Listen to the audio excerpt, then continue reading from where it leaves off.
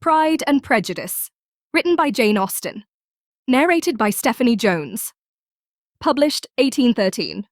Chapter 26.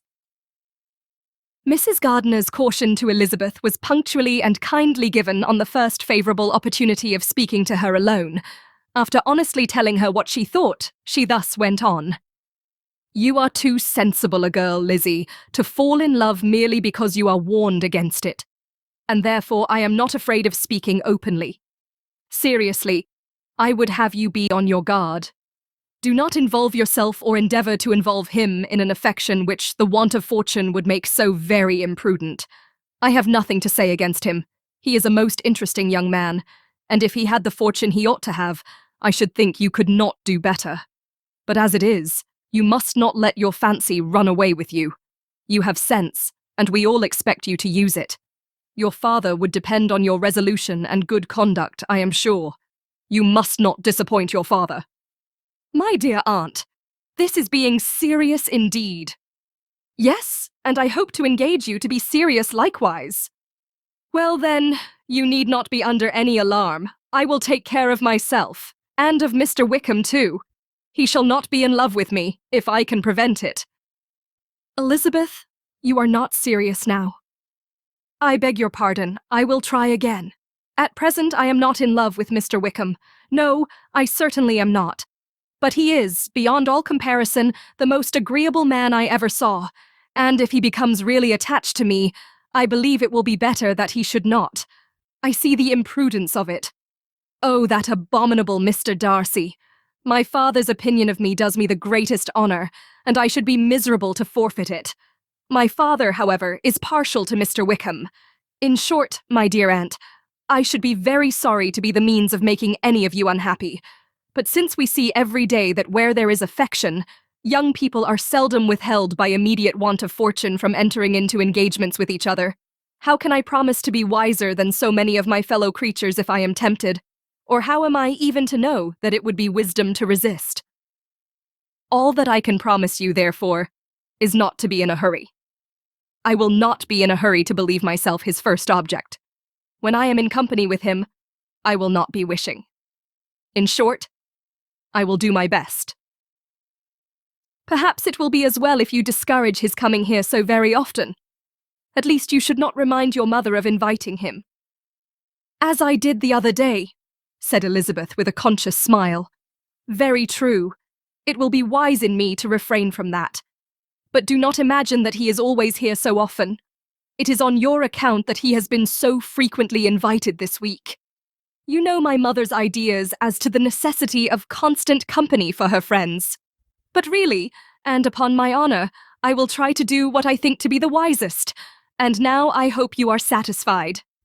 Her aunt assured her that she was, and Elizabeth having thanked her for the kindness of her hints, they parted. A wonderful instance of advice being given on such a point, without being resented. Mr. Collins returned into Hertfordshire soon after it had been quitted by the Gardiners and Jane, but as he took up his abode with the Lucases, his arrival was no great inconvenience to Mrs. Bennet. His marriage was now fast approaching, and she was at length so far resigned as to think it inevitable, and even repeatedly to say, in an ill-natured tone, that she wished they might be happy. Thursday was to be the wedding day, and on Wednesday, Miss Lucas paid her farewell visit. And when she rose to take leave, Elizabeth, ashamed of her mother's ungracious and reluctant good wishes, and sincerely affected herself, accompanied her out of the room. As they went downstairs together, Charlotte said, "I shall depend on hearing from you very often, Eliza." "That you certainly shall." "And I have another favour to ask you. Will you come and see me? We shall often meet, I hope, in Hertfordshire. I am not likely to leave Kent for some time. Promise me, therefore, to come to Hunsford." Elizabeth could not refuse, though she foresaw little pleasure in the visit. "My father and Maria are coming to me in March," added Charlotte, "and I hope you will consent to be of the party. Indeed, Eliza, you will be as welcome as either of them." The wedding took place. The bride and bridegroom set off for Kent from the church door, and everybody had as much to say or to hear on the subject as usual. Elizabeth soon heard from her friend, and their correspondence was as regular and frequent as it had ever been. That it should be equally unreserved was impossible. Elizabeth could never address her without feeling that all the comfort of intimacy was over, and though determined not to slacken as a correspondent, it was for the sake of what had been, rather than what was. Charlotte's first letters were received with a good deal of eagerness. There could not but be curiosity to know how she would speak of her new home, how she would like Lady Catherine, and how happy she would dare pronounce herself to be. Though, when the letters were read, Elizabeth felt that Charlotte expressed herself on every point exactly as she might have foreseen. She wrote cheerfully, seemed surrounded with comforts, and mentioned nothing which she could not praise. The house, furniture, neighbourhood, and roads were all to her taste, and Lady Catherine's behaviour was most friendly and obliging. It was Mr. Collins's picture of Hunsford and Rosings rationally softened, and Elizabeth perceived that she must wait for her own visit there to know the rest. Jane had already written a few lines to her sister to announce their safe arrival in London, and when she wrote again, Elizabeth hoped it would be in her power to say something of the Bingleys. Her impatience for this second letter was as well rewarded as impatience generally is. Jane had been a week in town without either seeing or hearing from Caroline. She accounted for it, however, by supposing that her last letter to her friend from Longbourn had by some accident been lost. "My aunt," she continued, "is going tomorrow into that part of the town, and I shall take the opportunity of calling in Grosvenor Street." She wrote again when the visit was paid, and she had seen Miss Bingley. "I did not think Caroline in spirits," were her words, "but she was very glad to see me, and reproached me for giving her no notice of my coming to London. I was right, therefore. My last letter had never reached her. I inquired after their brother, of course. He was well, but so much engaged with Mr. Darcy that they scarcely ever saw him. I found that Miss Darcy was expected to dinner. I wish I could see her. My visit was not long, as Caroline and Mrs. Hurst were going out. I dare say I shall see them soon here." Elizabeth shook her head over this letter. It convinced her that accident only could discover to Mr. Bingley her sister's being in town. 4 weeks passed away, and Jane saw nothing of him. She endeavoured to persuade herself that she did not regret it, but she could no longer be blind to Miss Bingley's inattention. After waiting at home every morning for a fortnight, and inventing every evening a fresh excuse for her, the visitor did at last appear. But the shortness of her stay, and yet more, the alteration of her manner, would allow Jane to deceive herself no longer. The letter which she wrote on this occasion to her sister will prove what she felt. "My dearest Lizzie will, I am sure, be incapable of triumphing in her better judgment, at my expense, when I confess myself to have been entirely deceived in Miss Bingley's regard for me. But, my dear sister, though the event has proved you right, do not think me obstinate if I still assert that, considering what her behaviour was, my confidence was as natural as your suspicion. I do not at all comprehend her reason for wishing to be intimate with me. But if the same circumstances were to happen again, I am sure I should be deceived again. Caroline did not return my visit till yesterday, and not a note, not a line, did I receive in the meantime. When she did come, it was very evident that she had no pleasure in it. She made a slight, formal apology for not calling before, said not a word of wishing to see me again, and was in every respect so altered a creature that when she went away, I was perfectly resolved to continue the acquaintance no longer. I pity, though I cannot help blaming her. She was very wrong in singling me out as she did. I can safely say that every advance to intimacy began on her side. But I pity her, because she must feel that she has been acting wrong, and because I am very sure that anxiety for her brother is the cause of it. I need not explain myself farther. And though we know this anxiety to be quite needless, yet if she feels it, it will easily account for her behaviour to me. And so, deservedly dear as he is to his sister, whatever anxiety she must feel on his behalf is natural and amiable. I cannot but wonder, however, at her having any such fears now, because if he had at all cared about me, we must have met, long ago. He knows of my being in town, I am certain, from something she said herself, and yet it would seem, by her manner of talking, as if she wanted to persuade herself that he is really partial to Miss Darcy. I cannot understand it. If I were not afraid of judging harshly, I should be almost tempted to say that there is a strong appearance of duplicity in all this. But I will endeavor to banish every painful thought, and think only of what will make me happy. Your affection, and the invariable kindness of my dear uncle and aunt. Let me hear from you very soon. Miss Bingley said something of his never returning to Netherfield again, of giving up the house, but not with any certainty. We had better not mention it. I am extremely glad that you have such pleasant accounts from our friends at Hunsford. Pray go to see them with Sir William and Maria. I am sure you will be very comfortable there. Yours, etc. This letter gave Elizabeth some pain, but her spirits returned as she considered that Jane would no longer be duped, by the sister at least. All expectation from the brother was now absolutely over. She would not even wish for a renewal of his attentions. His character sunk on every review of it, and as a punishment for him, as well as a possible advantage to Jane, she seriously hoped he might really soon marry Mr. Darcy's sister, as by Wickham's account, she would make him abundantly regret what he had thrown away. Mrs. Gardiner about this time reminded Elizabeth of her promise concerning that gentleman and required information, and Elizabeth had such to send as might rather give contentment to her aunt than to herself. His apparent partiality had subsided, his attentions were over, he was the admirer of someone else. Elizabeth was watchful enough to see it all, but she could see it and write of it without material pain. Her heart had been but slightly touched, and her vanity was satisfied with believing that she would have been his only choice, had fortune permitted it.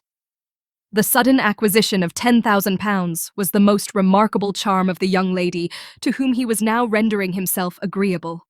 But Elizabeth, less clear-sighted perhaps in this case than in Charlotte's, did not quarrel with him for his wish of independence. Nothing, on the contrary, could be more natural. And while able to suppose that it cost him a few struggles to relinquish her, she was ready to allow it a wise and desirable measure for both, and could very sincerely wish him happy. All this was acknowledged to Mrs. Gardiner, and after relating the circumstances, she thus went on. I am now convinced, my dear aunt, that I have never been much in love. For had I really experienced that pure and elevating passion, I should at present detest his very name, and wish him all manner of evil. But my feelings are not only cordial towards him, they are even impartial towards Miss King. I cannot find out that I hate her at all, or that I am in the least unwilling to think her a very good sort of girl. There can be no love in all this. My watchfulness has been effectual, and though I certainly should be a more interesting object to all my acquaintances were I distractedly in love with him, I cannot say that I regret my comparative insignificance. Importance may sometimes be purchased too dearly. Kitty and Lydia take his defection much more to heart than I do. They are young in the ways of the world, and not yet open to the mortifying conviction that handsome young men must have something to live on as well as the plain. Chapter 27. With no greater events than these in the Longbourn family, and otherwise diversified by little beyond the walks to Meryton, sometimes dirty and sometimes cold, did January and February pass away. March was to take Elizabeth to Hunsford. She had not at first thought very seriously of going thither, but Charlotte, she soon found, was depending on the plan, and she gradually learned to consider it herself with greater pleasure, as well as greater certainty. Absence had increased her desire of seeing Charlotte again, and weakened her disgust of Mr. Collins. There was novelty in the scheme, and as, with such a mother and such uncompanionable sisters, home could not be faultless, a little change was not unwelcome for its own sake. The journey would moreover give her a peep at Jane, and, in short, as the time drew near, she would have been very sorry for any delay. Everything, however, went on smoothly, and was finally settled according to Charlotte's first sketch. She was to accompany Sir William and his second daughter. The improvement of spending a night in London was added in time, and the plan became perfect as plan could be. The only pain was in leaving her father, who would certainly miss her, and who, when it came to the point, so little liked her going, that he told her to write to him, and almost promised to answer her letter. The farewell between herself and Mr. Wickham was perfectly friendly. On his side, even more.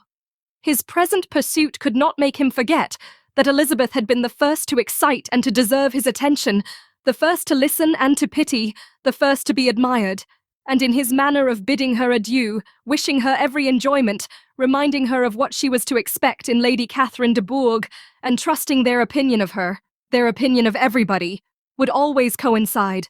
There was a solicitude, an interest which she felt must ever attach her to him with a most sincere regard, and she parted from him convinced that, whether married or single, he must always be her model of the amiable and pleasing. Her fellow travellers the next day were not of a kind to make her think him less agreeable. Sir William Lucas and his daughter Maria, a good-humoured girl, but as empty-headed as himself, had nothing to say that could be worth hearing, and were listened to with about as much delight as the rattle of the chaise. Elizabeth loved absurdities, but she had known Sir William's too long. He could tell her nothing new of the wonders of his presentation and knighthood, and his civilities were worn out, like his information. It was a journey of only 24 miles, and they began it so early as to be in Gracechurch Street by noon. As they drove to Mr. Gardiner's door, Jane was at a drawing-room window watching their arrival. When they entered the passage, she was there to welcome them, and Elizabeth, looking earnestly in her face, was pleased to see it healthful and lovely as ever. On the stairs were a troop of little boys and girls, whose eagerness for their cousin's appearance would not allow them to wait in the drawing-room, and whose shyness, as they had not seen her for a 12-month, prevented their coming lower. All was joy and kindness. The day passed most pleasantly away, the morning in bustle and shopping, and the evening at one of the theatres. Elizabeth then contrived to sit by her aunt. Their first object was her sister, and she was more grieved than astonished to hear, in reply to her minute inquiries, that though Jane always struggled to support her spirits, there were periods of dejection. It was reasonable, however, to hope that they would not continue long. Mrs. Gardiner gave her the particulars also of Miss Bingley's visit in Gracechurch Street, and repeated conversations occurring at different times between Jane and herself, which proved that the former had, from her heart, given up the acquaintance. Mrs. Gardiner then rallied her niece on Wickham's desertion, and complimented her on bearing it so well. "But my dear Elizabeth," she added, "what sort of girl is Miss King? I should be sorry to think our free and mercenary. Pray, my dear aunt, what is the difference in matrimonial affairs between the mercenary and the prudent motive? Where does discretion end and avarice begin? Last Christmas you were afraid of his marrying me because it would be imprudent, and now, because he is trying to get a girl with only £10,000, you want to find out that he is mercenary. If you will only tell me what sort of girl Miss King is, I shall know what to think. She is a very good kind of girl, I believe. I know no harm of her. But he paid her not the smallest attention till her grandfather's death made her mistress of this fortune." "No! What should he? If it were not allowable for him to gain my affections because I had no money, what occasion could there be for making love to a girl whom he did not care about, and who was equally poor? But there seems an indelicacy in directing his attentions towards her so soon after this event. A man in distressed circumstances has not time for all those elegant decorums which other people may observe. If she does not object to it, why should we? Her not objecting does not justify him. It only shows her being deficient in something herself, sense or feeling." "Well," cried Elizabeth, "have it as you choose. He shall be mercenary and she shall be foolish." "No, Lizzie, that is what I do not choose. I should be sorry, you know, to think ill of a young man who has lived so long in Derbyshire." "Oh, if that is all, I have a very poor opinion of young men who live in Derbyshire, and their intimate friends who live in Hertfordshire are not much better. I am sick of them all. Thank heaven. I am going tomorrow where I shall find a man who has not one agreeable quality, who has neither manner nor sense to recommend him. Stupid men are the only ones worth knowing, after all." "Take care, Lizzie. That speech savours strongly of disappointment." Before they were separated by the conclusion of the play, she had the unexpected happiness of an invitation to accompany her uncle and aunt in a tour of pleasure which they proposed taking in the summer. "We have not determined how far it shall carry us," said Mrs. Gardiner. "But perhaps to the lakes." No scheme could have been more agreeable to Elizabeth, and her acceptance of the invitation was most ready and grateful. "Oh, my dear, dear aunt," she rapturously cried. "What delight! What felicity! You give me fresh life and vigour. Adieu to disappointment and spleen. What are young men to rocks and mountains? Oh, what hours of transport we shall spend! And when we do return, it shall not be like other travellers, without being able to give one accurate idea of anything. We will know where we have gone. We will recollect what we have seen. Lakes, mountains, and rivers shall not be jumbled together in our imaginations. Nor, when we attempt to describe any particular scene, will we begin quarrelling about its relative situation. Let our first effusions be less insupportable than those of the generality of travellers." Chapter 28. Every object in the next day's journey was new and interesting to Elizabeth, and her spirits were in a state of enjoyment, for she had seen her sister looking so well as to banish all fear for her health, and the prospect of her northern tour was a constant source of delight. When they left the high road for the lane to Hunsford, every eye was in search of the parsonage, and every turning expected to bring it in view.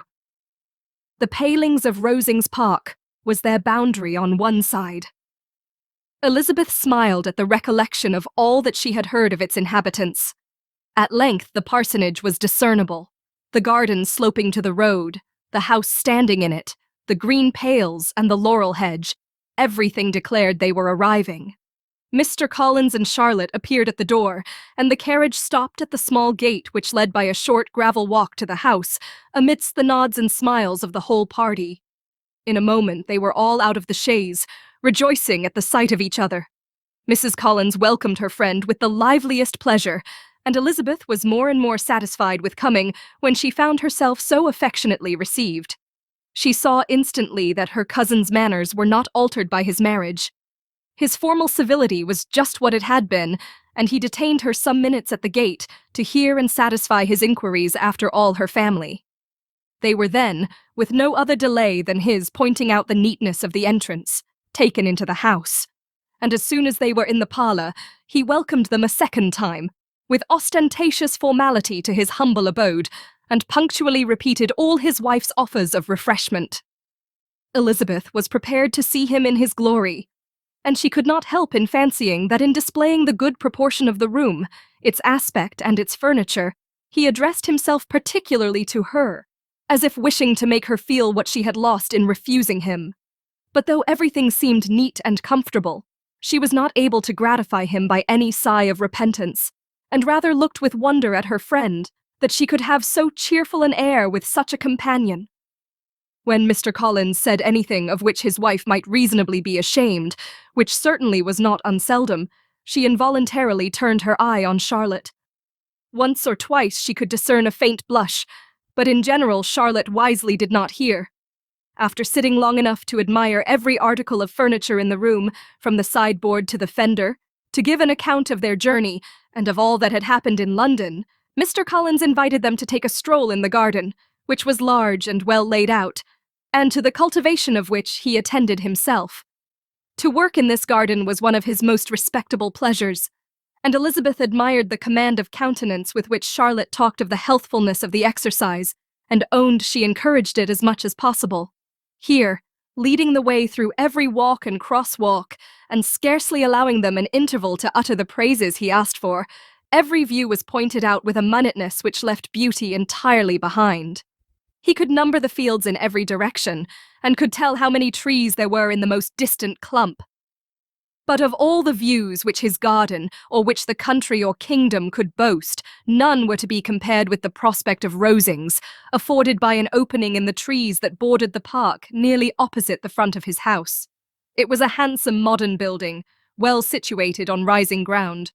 From his garden, Mr. Collins would have led them round his two meadows, but the ladies, not having shoes to encounter, the remains of a white frost, turned back, and while Sir William accompanied him, Charlotte took her sister and friend over the house, extremely well pleased, probably, to have the opportunity of showing it without her husband's help. It was rather small, but well built and convenient, and everything was fitted up and arranged with a neatness and consistency of which Elizabeth gave Charlotte all the credit. When Mr. Collins could be forgotten, there was really an air of great comfort throughout, and by Charlotte's evident enjoyment of it, Elizabeth supposed he must be often forgotten. She had already learnt that Lady Catherine was still in the country. It was spoken of again while they were at dinner, when Mr. Collins, joining in, observed, "Yes, Miss Elizabeth, you will have the honour of seeing Lady Catherine de Bourgh on the ensuing Sunday at church, and I need not say you will be delighted with her. She is all affability and condescension, and I doubt not but you will be honoured with some portion of her notice when service is over.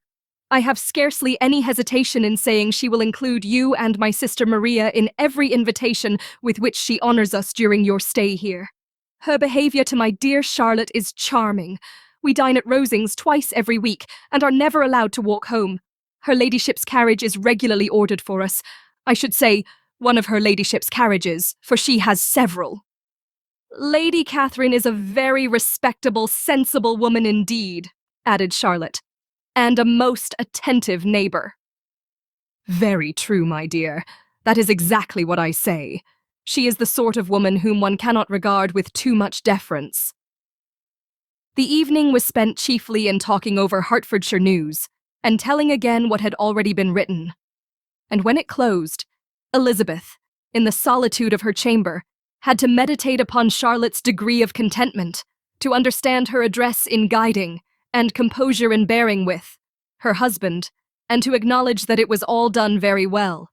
She had also to anticipate how her visit would pass, the quiet tenor of their usual employments, the vexatious interruptions of Mr. Collins, and the gaieties of their intercourse with Rosings. A lively imagination soon settled it all.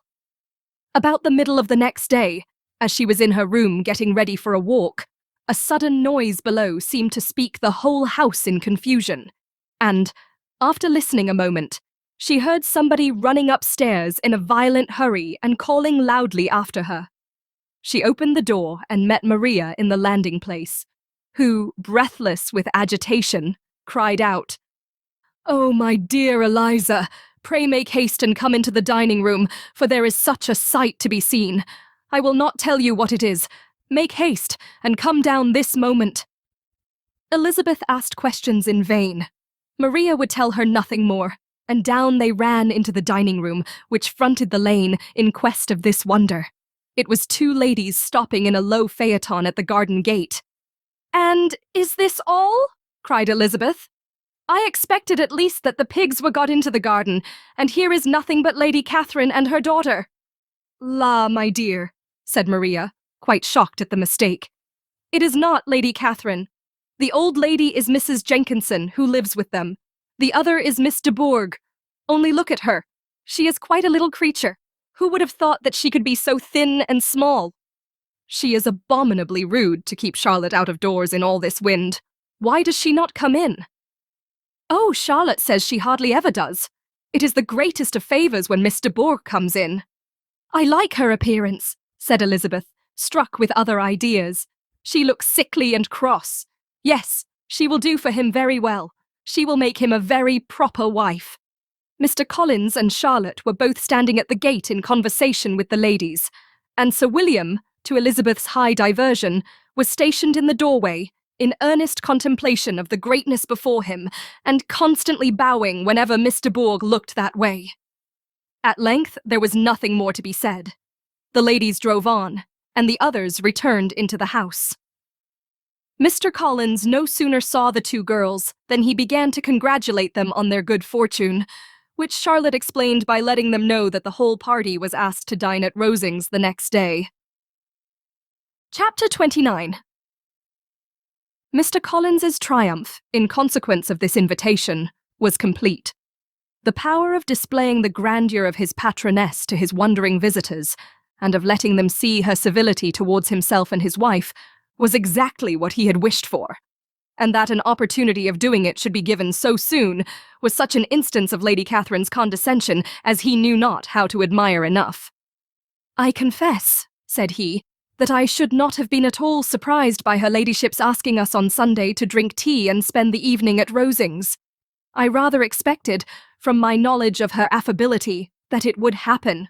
But who could have foreseen such an attention as this? Who could have imagined that we should receive an invitation to dine there? An invitation, moreover, including the whole party, so immediately after your arrival." "I am the less surprised at what has happened," replied Sir William, "from that knowledge of what the manners of the great really are, which my situation in life has allowed me to acquire. About the court, such instances of elegant breeding are not uncommon. Scarcely anything was talked of the whole day or next morning but their visit to Rosings. Mr. Collins was carefully instructing them in what they were to expect, that the sight of such rooms, so many servants, and so splendid a dinner, might not wholly overpower them. When the ladies were separating for the toilette, he said to Elizabeth, "Do not make yourself uneasy, my dear cousin, about your apparel. Lady Catherine is far from requiring that elegance of dress in us, which becomes herself and her daughter. I would advise you merely to put on whatever of your clothes is superior to the rest. There is no occasion for anything more. Lady Catherine will not think the worse of you for being simply dressed. She likes to have the distinction of rank preserved." While they were dressing, he came 2 or 3 times to their different doors, to recommend their being quick, as Lady Catherine very much objected to be kept waiting for her dinner. Such formidable accounts of her ladyship, and her manner of living, quite frightened Maria Lucas, who had been little used to company, and she looked forward to her introduction at Rosings with as much apprehension as her father had done to his presentation at St. James's. As the weather was fine, they had a pleasant walk of about half a mile across the park. Every park has its beauty and its prospects, and Elizabeth saw much to be pleased with, though she could not be in such raptures as Mr. Collins expected the scene to inspire, and was but slightly affected by his enumeration of the windows in front of the house, and his relation of what the glazing altogether had originally cost Sir Louis de Bourgh. When they ascended the steps to the hall, Maria's alarm was every moment increasing, and even Sir William did not look perfectly calm. Elizabeth's courage did not fail her. She had heard nothing of Lady Catherine that spoke her awful from any extraordinary talents or miraculous virtue, and the mere stateliness of money or rank she thought she could witness without trepidation. From the entrance hall, of which Mr. Collins pointed out, with a rapturous air, the fine proportion and the finished ornaments, they followed the servants through an antechamber to the room where Lady Catherine, her daughter, and Mrs. Jenkinson were sitting. Her ladyship, with great condescension, arose to receive them, and as Mrs. Collins had settled it with her husband that the office of introduction should be hers, it was performed in a proper manner, without any of those apologies and thanks which he would have thought necessary. In spite of having been at St. James's, Sir William was so completely awed by the grandeur surrounding him that he had but just courage enough to make a very low bow and take his seat without saying a word, and his daughter, frightened almost out of her senses, sat on the edge of her chair, not knowing which way to look. Elizabeth found herself quite equal to the scene, and could observe the 3 ladies before her composedly. Lady Catherine was a tall, large woman, with strongly marked features, which might once have been handsome. Her air was not conciliating, nor was her manner of receiving them such as to make her visitors forget their inferior rank.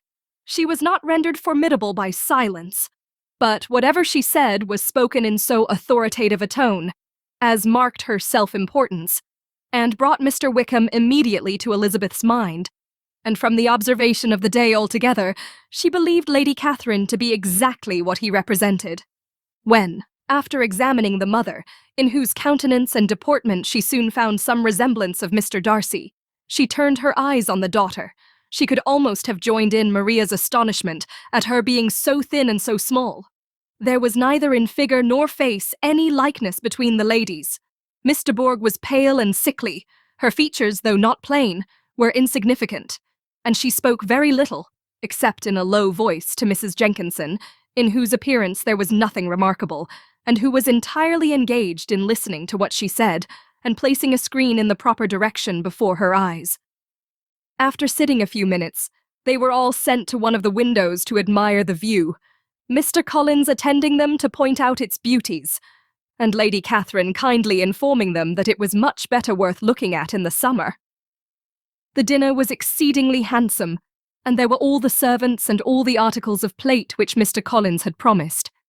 And, as he had likewise foretold, he took his seat at the bottom of the table, by her ladyship's desire, and looked as if he felt that life could furnish nothing greater. He carved and ate and praised with delighted alacrity, and every dish was commended, first by him and then by Sir William, who was now enough recovered to echo whatever his son-in-law said, in a manner which Elizabeth wondered Lady Catherine could bear. But Lady Catherine seemed gratified by their excessive admiration, and gave most gracious smiles, especially when any dish on the table proved a novelty to them. The party did not supply much conversation. Elizabeth was ready to speak whenever there was an opening, but she was seated between Charlotte and Miss de Bourgh, the former of whom was engaged in listening to Lady Catherine, and the latter said not a word to her all dinner time. Mrs. Jenkinson was chiefly employed in watching how little Miss de Bourgh ate, pressing her to try some other dish, and fearing she was indisposed. Maria thought speaking out of the question, and the gentlemen did nothing but eat and admire. When the ladies returned to the drawing-room, there was little to be done but to hear Lady Catherine talk, which she did without any intermission till coffee came in, delivering her opinion on every subject in so decisive a manner, as proved that she was not used to have her judgment controverted. She inquired into Charlotte's domestic concerns familiarly and minutely, gave her a great deal of advice as to the management of them all, told her how everything ought to be regulated in so small a family as hers, and instructed her as to the care of her cows and her poultry. Elizabeth found that nothing was beneath this great lady's attention, which could furnish her with an occasion of dictating to others. In the intervals of her discourse with Mrs. Collins, she addressed a variety of questions to Maria and Elizabeth, but especially to the latter, of whose connections she knew the least, and who she observed to Mrs. Collins was a very genteel, pretty kind of girl. She asked her, at different times, how many sisters she had, whether they were older or younger than herself, whether any of them were likely to be married, whether they were handsome, where they had been educated, what carriage her father kept, and what had been her mother's maiden name. Elizabeth felt all the impertinence of her questions, but answered them very composedly. Lady Catherine then observed, "Your father's estate is entailed on Mr. Collins, I think. For your sake," turning to Charlotte, "I am glad of it. But otherwise I see no occasion for entailing estates from the female line. It was not thought necessary in Sir Louis de Bourgh's family. Do you play and sing, Miss Bennet?" "A little." "Oh, then, some time or other we shall be happy to hear you. Our instrument is a capital one, probably superior to— You shall try it some day. Do your sisters play and sing?" "One of them does." "Why did not you all learn? You ought all to have learned. The Miss Webbs all play, and their father has not so good an income as yours. Do you draw?" "No, not at all." "What? None of you?" "Not one." "That is very strange. But I suppose you had no opportunity. Your mother should have taken you to town every spring for the benefit of masters." "My mother would have had no objection, but my father hates London." "Has your governess left you?" "We never had any governess." "No governess? How is that possible? 5 daughters brought up at home without a governess. I never heard of such a thing. Your mother must have been quite a slave to your education." Elizabeth could hardly help smiling as she assured her that had not been the case. "Then, who taught you? Who attended to you? Without a governess, you must have been neglected." "Compared with some families, I believe we were. But such of us as wished to learn never wanted the means. We were always encouraged to read, and had all the masters that were necessary. Those who chose to be idle certainly might." "Aye, no doubt. But that is what a governess will prevent, and if I had known your mother, I should have advised her most strenuously to engage one. I always say that nothing is to be done in education without steady and regular instruction, and nobody but a governess can give it. It is wonderful how many families I have been the means of supplying in that way. I am always glad to get a young person well placed out. 4 nieces of Mrs. Jenkinson are most delightfully situated through my means, and it was but the other day that I recommended another young person who was merely accidentally mentioned to me, and the family are quite delighted with her. Mrs. Collins, did I tell you of Lady Metcalfe's calling yesterday to thank me? She finds Miss Pope a treasure. Lady Catherine, said she, you have given me a treasure. Are any of your younger sisters out, Miss Bennet? Yes, ma'am, all. All? What? All 5 out at once? Very odd. And you only the second. The younger ones out before the elder ones are married. Your younger sisters must be very young. Yes, my youngest is not 16. Perhaps she is full young to be much in company. But really, ma'am, I think it would be very hard upon younger sisters that they should not have their share of society and amusement, because the elder may not have the means or inclination to marry early. The last-born has as good a right to the pleasures of youth at the first, and to be kept back on such a motive, I think it would not be very likely to promote sisterly affection or delicacy of mind. Upon my word, said her ladyship, you give your opinion very decidedly for so young a person. Pray, what is your age? With 3 younger sisters grown up, replied Elizabeth, smiling. Your ladyship can hardly expect me to own it. Lady Catherine seemed quite astonished at not receiving a direct answer, and Elizabeth suspected herself to be the first creature who had ever dared to trifle with so much dignified impertinence. You cannot be more than 20, I am sure, therefore you need not conceal your age. I am not 21. When the gentlemen had joined them, and tea was over, the card tables were placed. Lady Catherine, Sir William, and Mr. and Mrs. Collins sat down to quadrille, and as Miss de Bourgh chose to play at casino, the 2 girls had the honour of assisting Mrs. Jenkinson to make up her party. Their table was superlatively stupid. Scarcely a syllable was uttered that did not relate to the game, except when Mrs. Jenkinson expressed her fears of Miss de Bourgh's being too hot or too cold, or having too much or too little light. A great deal more passed at the other table. Lady Catherine was, generally speaking, stating the mistakes of the 3 others, or relating some anecdote of herself. Mr. Collins was employed in agreeing to everything her ladyship said, thanking her for every fish he won, and apologizing if he thought he won too many. Sir William did not say much. He was storing his memory with anecdotes and noble names. When Lady Catherine and her daughter had played as long as they chose, the tables were broken up. The carriage was offered to Mrs. Collins, gratefully accepted, and immediately ordered. The party then gathered round the fire to hear Lady Catherine determine what weather they were to have on the morrow. From these instructions they were summoned by the arrival of the coach, and with many speeches of thankfulness on Mr. Collins's side, and as many bows on Sir William's, they departed. As soon as they had driven from the door, Elizabeth was called on by her cousin to give her opinion of all that she had seen at Rosings, which, for Charlotte's sake, she made more favourable than it really was. But her commendation, though costing her some trouble, could by no means satisfy Mr. Collins, and he was very soon obliged to take her ladyship's praise into his own hands. Chapter 30. Sir William stayed only a week at Hunsford, but his visit was long enough to convince him of his daughter's being most comfortably settled, and of her possessing such a husband and such a neighbour as were not often met with. While Sir William was with them, Mr. Collins devoted his morning to driving him out in his gig and showing him the country. But when he went away, the whole family returned to their usual employments, and Elizabeth was thankful to find that they did not see more of her cousin by the alteration, for the chief of the time between breakfast and dinner was now passed by him either at work in the garden or in reading and writing, and looking out of the window in his own book-room, which fronted the road. The room in which the ladies sat was backwards. Elizabeth had at first rather wondered that Charlotte should not prefer the dining parlour for common use.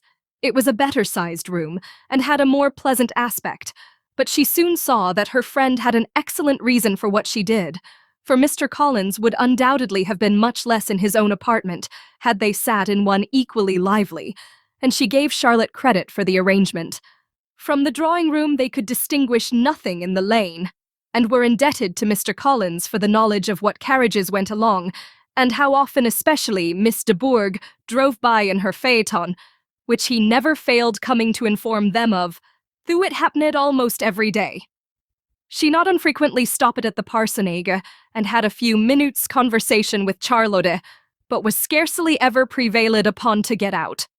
Very few days passed in which Mr. Collins did not walk to Rosings, and not many in which his wife did not think it necessary to go likewise.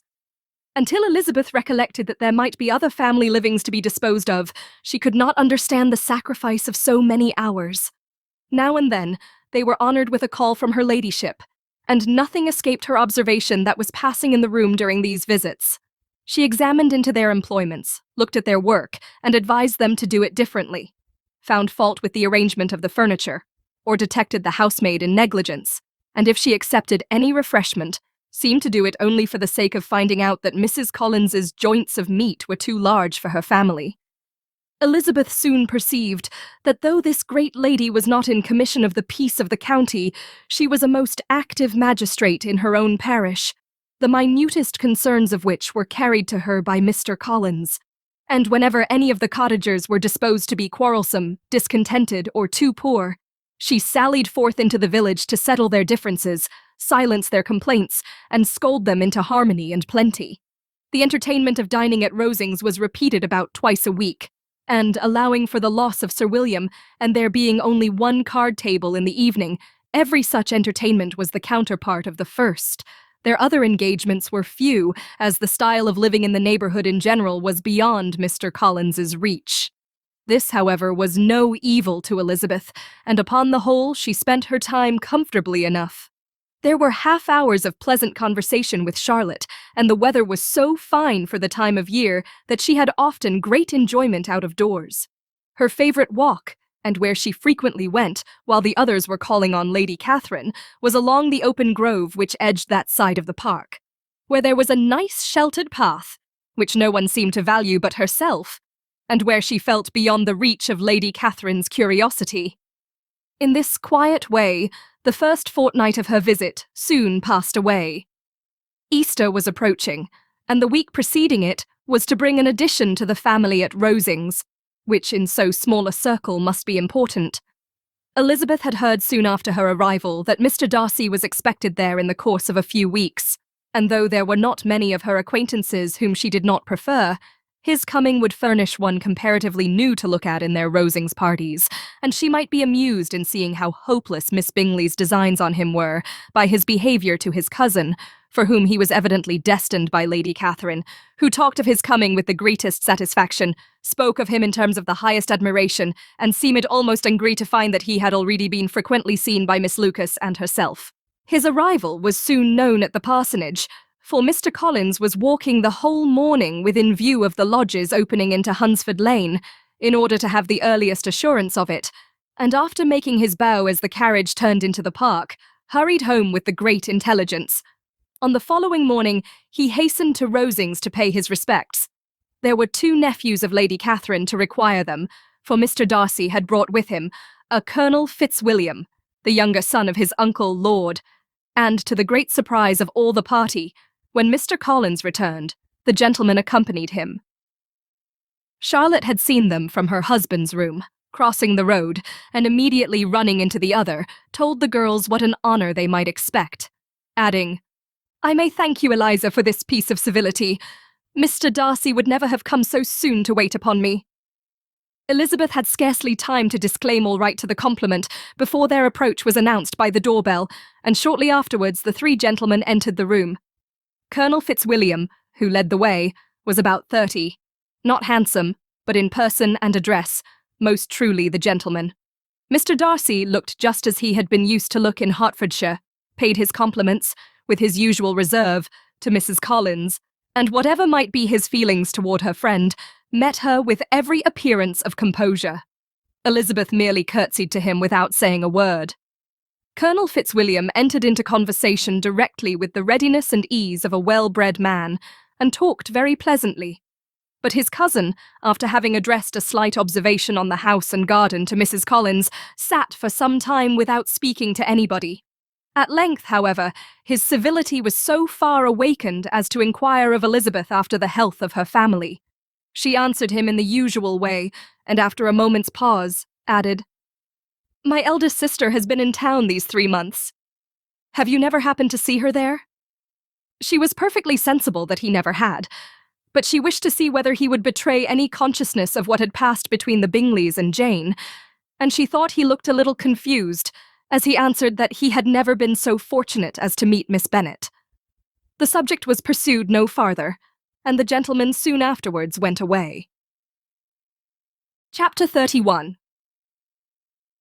Colonel Fitzwilliam's manners were very much admired at the parsonage, and the ladies all felt that he must add considerably to the pleasures of their engagements at Rosings. It was some days, however, before they received any invitation thither, for while there were visitors in the house, they could not be necessary, and it was not till Easter Day, almost a week after the gentleman's arrival, that they were honoured by such an attention, and then they were merely asked on leaving church to come there in the evening. For the last week they had seen very little of Lady Catherine or her daughter.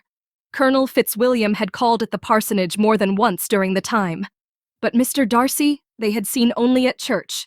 The invitation was accepted, of course, and at a proper hour they joined the party in Lady Catherine's drawing-room.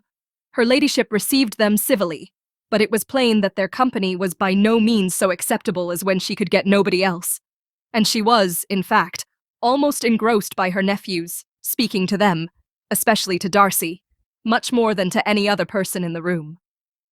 Colonel Fitzwilliam seemed really glad to see them. Anything was a welcome relief to him at Rosings, and Mrs. Collins's pretty friend had moreover caught his fancy very much. He now seated himself by her, and talked so agreeably of Kent and Hertfordshire, of travelling and staying at home, of new books and music, that Elizabeth had never been half so well entertained in that room before, and they conversed with so much spirit and flow as to draw the attention of Lady Catherine herself, as well as of Mr. Darcy. His eyes had been soon and repeatedly turned towards them with a look of curiosity, and that her ladyship, after a while, shared the feeling, was more openly acknowledged, for she did not scruple to call out, "What is that you are saying, Fitzwilliam? What is it you are talking of? What are you telling Miss Bennet? Let me hear what it is." "We are speaking of music, madam," said he, when no longer able to avoid a reply. "Of music? Then pray speak aloud. It is of all subjects my delight. I must have my share in the conversation if you are speaking of music. There are few people in England, I suppose, who have more true enjoyment of music than myself, or a better natural taste. If I had ever learnt, I should have been a great proficient, and so would Anne, if her health had allowed her to apply. I am confident that she would have performed delightfully. How does Georgiana get on, Darcy?" Mr. Darcy spoke with affectionate praise of his sister's proficiency. "I am very glad to hear such a good account of her," said Lady Catherine, "and pray tell her from me that she cannot expect to excel if she does not practice a good deal." "I assure you, madam," he replied, "that she does not need such advice. She practices very constantly." "So much the better. It cannot be done too much, and when I next write to her, I shall charge her not to neglect it on any account. I often tell young ladies that no excellence in music is to be acquired without constant practice. I have told Miss Bennet several times that she will never play really well unless she practices more, and though Mrs. Collins has no instrument, she is very welcome, as I have often told her, to come to Rosings every day, and play on the pianoforte in Mrs. Jenkinson's room. She would be in nobody's way, you know, in that part of the house." Mr. Darcy looked a little ashamed of his aunt's ill-breeding, and made no answer. When coffee was over, Colonel Fitzwilliam reminded Elizabeth of having promised to play to him, and she sat down directly to the instrument. He drew a chair near her. Lady Catherine listened to half a song, and then talked as before to her other nephew, till the latter walked away from her, and making with his usual deliberation towards the pianoforte, stationed himself so as to command a full view of the fair performer's countenance. Elizabeth saw what he was doing, and at the first convenient pause, turned to him with an arch smile and said, "You mean to frighten me, Mr. Darcy, by coming in all this state to hear me? I will not be alarmed though your sister does play so well. There is a stubbornness about me that never can bear to be frightened at the will of others. My courage always rises at every attempt to intimidate me. I shall not say you are mistaken, he replied, because you could not really believe me to entertain any design of alarming you, and I have had the pleasure of your acquaintance long enough to know that you find great enjoyment in occasionally professing opinions which in fact are not your own. Elizabeth laughed heartily at this picture of herself, and said to Colonel Fitzwilliam, "Your cousin will give you a very pretty notion of me, and teach you not to believe a word I say. I am particularly unlucky in meeting with a person so able to expose my real character, in a part of the world where I had hoped to pass myself off with some degree of credit. Indeed, Mr. Darcy, it is very ungenerous in you to mention all that you knew to my disadvantage in Hertfordshire, and give me leave to say, very impolitic too, for it is provoking me to retaliate, and such things may come out as will shock your relations to hear." "I am not afraid of you," said he, smilingly. "Pray let me hear what you have to accuse him of," cried Colonel Fitzwilliam. "I should like to know how he behaves among strangers." "You shall hear then, but prepare yourself for something very dreadful. The first time of my ever seeing him in Hertfordshire, you must know, was at a ball. And at this ball, what do you think he did? He danced only 4 dances, though gentlemen were scarce, and, to my certain knowledge, more than one young lady was sitting down in want of a partner. Mr. Darcy, you cannot deny the fact. I had not at that time the honour of knowing any lady in the assembly beyond my own party. True, and nobody can ever be introduced in a ballroom. Well, Colonel Fitzwilliam, what do I play next? My fingers wait your orders." "Perhaps," said Darcy, "I should have judged better, had I sought an introduction, but I am ill qualified to recommend myself to strangers." "Shall we ask your cousin the reason of this?" said Elizabeth, still addressing Colonel Fitzwilliam. "Shall we ask him why a man of sense and education, and who has lived in the world, is ill qualified to recommend himself to strangers?" "I can answer your question," said Fitzwilliam, without applying to him. "It is because he will not give himself the trouble." "I certainly have not the talent which some people possess," said Darcy, "of conversing easily with those I have never seen before. I cannot catch their tone of conversation or appear interested in their concerns, as I often see done." "My fingers," said Elizabeth, "do not move over this instrument in the masterly manner which I see so many women's do. They have not the same force or rapidity, and do not produce the same expression. But then I have always supposed it to be my own fault, because I will not take the trouble of practicing. It is not that I do not believe my fingers as capable as any other woman's of superior execution." Darcy smiled and said, "You are perfectly right. You have employed your time much better. No one admitted to the privilege of hearing you can think anything wanting. We neither of us perform to strangers." Here they were interrupted by Lady Catherine, who called out to know what they were talking of. Elizabeth immediately began playing again. Lady Catherine approached, and after listening for a few minutes, said to Darcy, "Miss Bennet would not play at all amiss if she practised more, and could have the advantage of a London master. She has a very good notion of fingering, though her taste is not equal to Anne's. Anne would have been a delightful performer had her health allowed her to learn." Elizabeth looked at Darcy to see how cordially he assented to his cousin's praise, but neither at that moment nor at any other could she discern any symptom of love, and from the whole of his behaviour to Miss de Bourgh, she derived this comfort for Miss Bingley, that he might have been just as likely to marry her, had she been his relation. Lady Catherine continued her remarks on Elizabeth's performance, mixing with them many instructions on execution and taste. Elizabeth received them with all the forbearance of civility, and, at the request of the gentleman, remained at the instrument till her ladyship's carriage was ready to take them all home. Chapter 32. Elizabeth was sitting by herself the next morning, and writing to Jane while Mrs. Collins and Maria were gone on business into the village, when she was startled by a ring at the door, the certain signal of a visitor. As she had heard no carriage, she thought it not unlikely to be Lady Catherine, and under that apprehension was putting away her half-finished letter that she might escape all impertinent questions when the door opened, and, to her very great surprise, Mr. Darcy, and Mr. Darcy only, entered the room. He seemed astonished, too, on finding her alone, and apologized for his intrusion by letting her know that he had understood all the ladies were to be within. They then sat down, and when her inquiries after Rosings were made, seemed in danger of sinking into total silence. It was absolutely necessary, therefore, to think of something, and in this emergence recollecting when she had seen him last in Hertfordshire, and feeling curious to know what he would say on the subject of their hasty departure, she observed, "How very suddenly you all quitted Netherfield last November, Mr. Darcy. It must have been a most agreeable surprise to Mr. Bingley to see you all after him so soon. For, if I recollect right, he went but the day before. He and his sisters were well, I hope, when you left London?" "Perfectly so. I thank you." She found that she was to receive no other answer, and, after a short pause, added, "I think I have understood that Mr. Bingley has not much idea of ever returning to Netherfield again.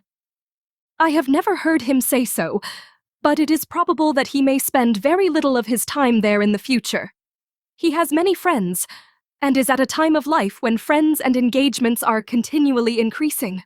If he means to be but little at Netherfield, it would be better for the neighbourhood that he should give up the place entirely, for then we might possibly get a settled family there. But perhaps Mr. Bingley did not take the house so much for the convenience of the neighbourhood as for his own, and we must expect him to keep it or quit it on the same principle." "I should not be surprised," said Darcy, "if he were to give it up as soon as any eligible purchase offers." Elizabeth made no answer. She was afraid of talking longer of his friend, and, having nothing else to say, was now determined to leave the trouble of finding a subject to him. He took the hint, and soon began with, "This seems a very comfortable house. Lady Catherine, I believe, did a great deal to it when Mr. Collins first came to Hunsford." "I believe she did, and I am sure she could not have bestowed her kindness on a more grateful object. Mr. Collins appears to be very fortunate in his choice of a wife." "Yes, indeed. His friends may well rejoice in his having met with one of the very few sensible women who would have accepted him, or have made him happy if they had. My friend has an excellent understanding, though I am not certain that I consider her marrying Mr. Collins as the wisest thing she ever did. She seems perfectly happy, however, and in a prudential light it is certainly a very good match for her. It must be very agreeable for her to be settled within so easy a distance of her own family and friends." "An easy distance, do you call it? It is nearly 50 miles. "And what is 50 miles of good road? Little more than half a day's journey. Yes, I call it a very easy distance." "I should never have considered the distance as one of the advantages of the match," cried Elizabeth. "I should never have said Mrs. Collins was settled near her family. It is a proof of your own attachment to Hertfordshire. Anything beyond the very neighbourhood of Longbourn, I suppose, would appear far." As he spoke, there was a sort of smile which Elizabeth fancied she understood. He must be supposing her to be thinking of Jane and Netherfield, and she blushed as she answered, "I do not mean to say that a woman may not be settled too near her family. The far and the near must be relative, and depend on many varying circumstances. Where there is fortune to make the expenses of travelling unimportant, distance becomes no evil. But that is not the case here. Mr. and Mrs. Collins have a comfortable income, but not such a one as will allow of frequent journeys, and I am persuaded my friend would not call herself near her family under less than half the present distance." Mr. Darcy drew his chair a little towards her, and said, "You cannot have a right to such very strong local attachment. You cannot have been always at Longbourn." Elizabeth looked surprised. The gentleman experienced some change of feeling. He drew back his chair, took a newspaper from the table, and glancing over it said, in a colder voice, "Are you pleased with Kent?" A short dialogue on the subject of the country ensued, on either side calm and concise, and soon put an end to by the entrance of Charlotte and her sister, just returned from her walk. The tête-à-tête surprised them. Mr. Darcy related the mistake which had occasioned his intruding on Miss Bennet, and after sitting a few minutes longer without saying much to anybody, went away. "What can be the meaning of this?" said Charlotte, as soon as he was gone. "My dear Eliza, he must be in love with you, or he would never have called us in this familiar way." But when Elizabeth told of his silence, it did not seem very likely, even to Charlotte's wishes, to be the case. And after various conjectures, they could at last only suppose his visit to proceed from the difficulty of finding anything to do, which was the more probable from the time of year. All field sports were over. Within doors there was Lady Catherine, books, and a billiard table, but gentlemen cannot always be within doors. And in the nearness of the parsonage, or the pleasantness of the walk to it, or of the people who lived in it, the two cousins found a temptation from this period of walking thither almost every day. They called at various times of the morning, sometimes separately, sometimes together, and now and then accompanied by their aunt. It was plain to them all that Colonel Fitzwilliam came because he had pleasure in their society, a persuasion which of course recommended him still more. And Elizabeth was reminded by her own satisfaction in being with him, as well as by his evident admiration of her former favourite George Wickham, and though, in comparing them, she saw there was less captivating softness in Colonel Fitzwilliam's manners, she believed he might have the best informed mind. But why Mr. Darcy came so often to the parsonage, it was more difficult to understand. It could not be for society, as he frequently sat there 10 minutes together without opening his lips. And when he did speak, it seemed the effect of necessity rather than of choice, a sacrifice to propriety, not a pleasure to himself. He seldom appeared really animated. Mrs. Collins knew not what to make of him. Colonel Fitzwilliam's occasionally laughing at his stupidity proved that he was generally different, which her own knowledge of him could not have told her. And as she would like to have believed this change the effect of love, and the object of that love her friend Eliza, she set herself seriously to work to find it out. She watched him whenever they were at Rosings, and whenever he came to Hunsford, but without much success. He certainly looked at her friend a great deal, but the expression of that look was disputable. It was an earnest, steadfast gaze, but she often doubted whether there were much admiration in it, and sometimes it seemed nothing but absence of mind. She had once or twice suggested to Elizabeth the possibility of his being partial to her, but Elizabeth always laughed at the idea, and Mrs. Collins did not think it right to press the subject, from the danger of raising expectations which might only end in disappointment. For in her opinion, it admitted not of a doubt that all her friend's dislike would vanish if she could suppose him to be in her power. In her kind schemes for Elizabeth, she sometimes planned her marrying Colonel Fitzwilliam. He was beyond comparison the most pleasant man. He certainly admired her, and his situation in life was most eligible. But to counterbalance these advantages, Mr. Darcy had considerable patronage in the church, and his cousin could have none at all. Chapter 33. More than once did Elizabeth, in her ramble within the park, unexpectedly meet Mr. Darcy. She felt all the perverseness of the mischance that should bring him where no one else was brought, and, to prevent its ever happening again, took care to inform him at first that it was a favourite haunt of hers. How it could occur a second time, therefore, was very odd. Yet it did, and even a third. It seemed like wilful ill nature, or a voluntary penance, for on these occasions it was not merely a few formal inquiries and an awkward pause and then away, but he actually thought it necessary to turn back and walk with her. He never said a great deal, nor did she give herself the trouble of talking or of listening much. But it struck her in the course of their third rencontre that he was asking some odd, unconnected questions about her pleasure in being at Hunsford, her love of solitary walks, and her opinion of Mr. and Mrs. Collins's happiness, and that in speaking of Rosings and her not perfectly understanding the house, he seemed to expect that whenever she came into Kent again, she would be staying there too. His words seemed to imply it. Could he have Colonel Fitzwilliam in his thoughts? She supposed, if he meant anything, he must mean an allusion to what might arise in that quarter. It distressed her a little, and she was quite glad to find herself at the gate in the pales opposite the parsonage. She was engaged one day as she walked in perusing Jane's last letter and dwelling on some passages which proved that Jane had not written in spirits, when, instead of being again surprised by Mr. Darcy, she saw on looking up that Colonel Fitzwilliam was meeting her. Putting away the letter immediately and forcing a smile, she said, "I did not know before that you ever walked this way." "I have been making the tour of the park," he replied, "as I generally do every year, and intend to close it with a call at the parsonage. Are you going much farther?" "No, I should have turned in a moment." And accordingly, she did turn, and they walked towards the parsonage together. "Do you certainly leave Kent on Saturday?" said she. "Yes, if Darcy does not put it off again, but I am at his disposal. He arranges the business just as he pleases.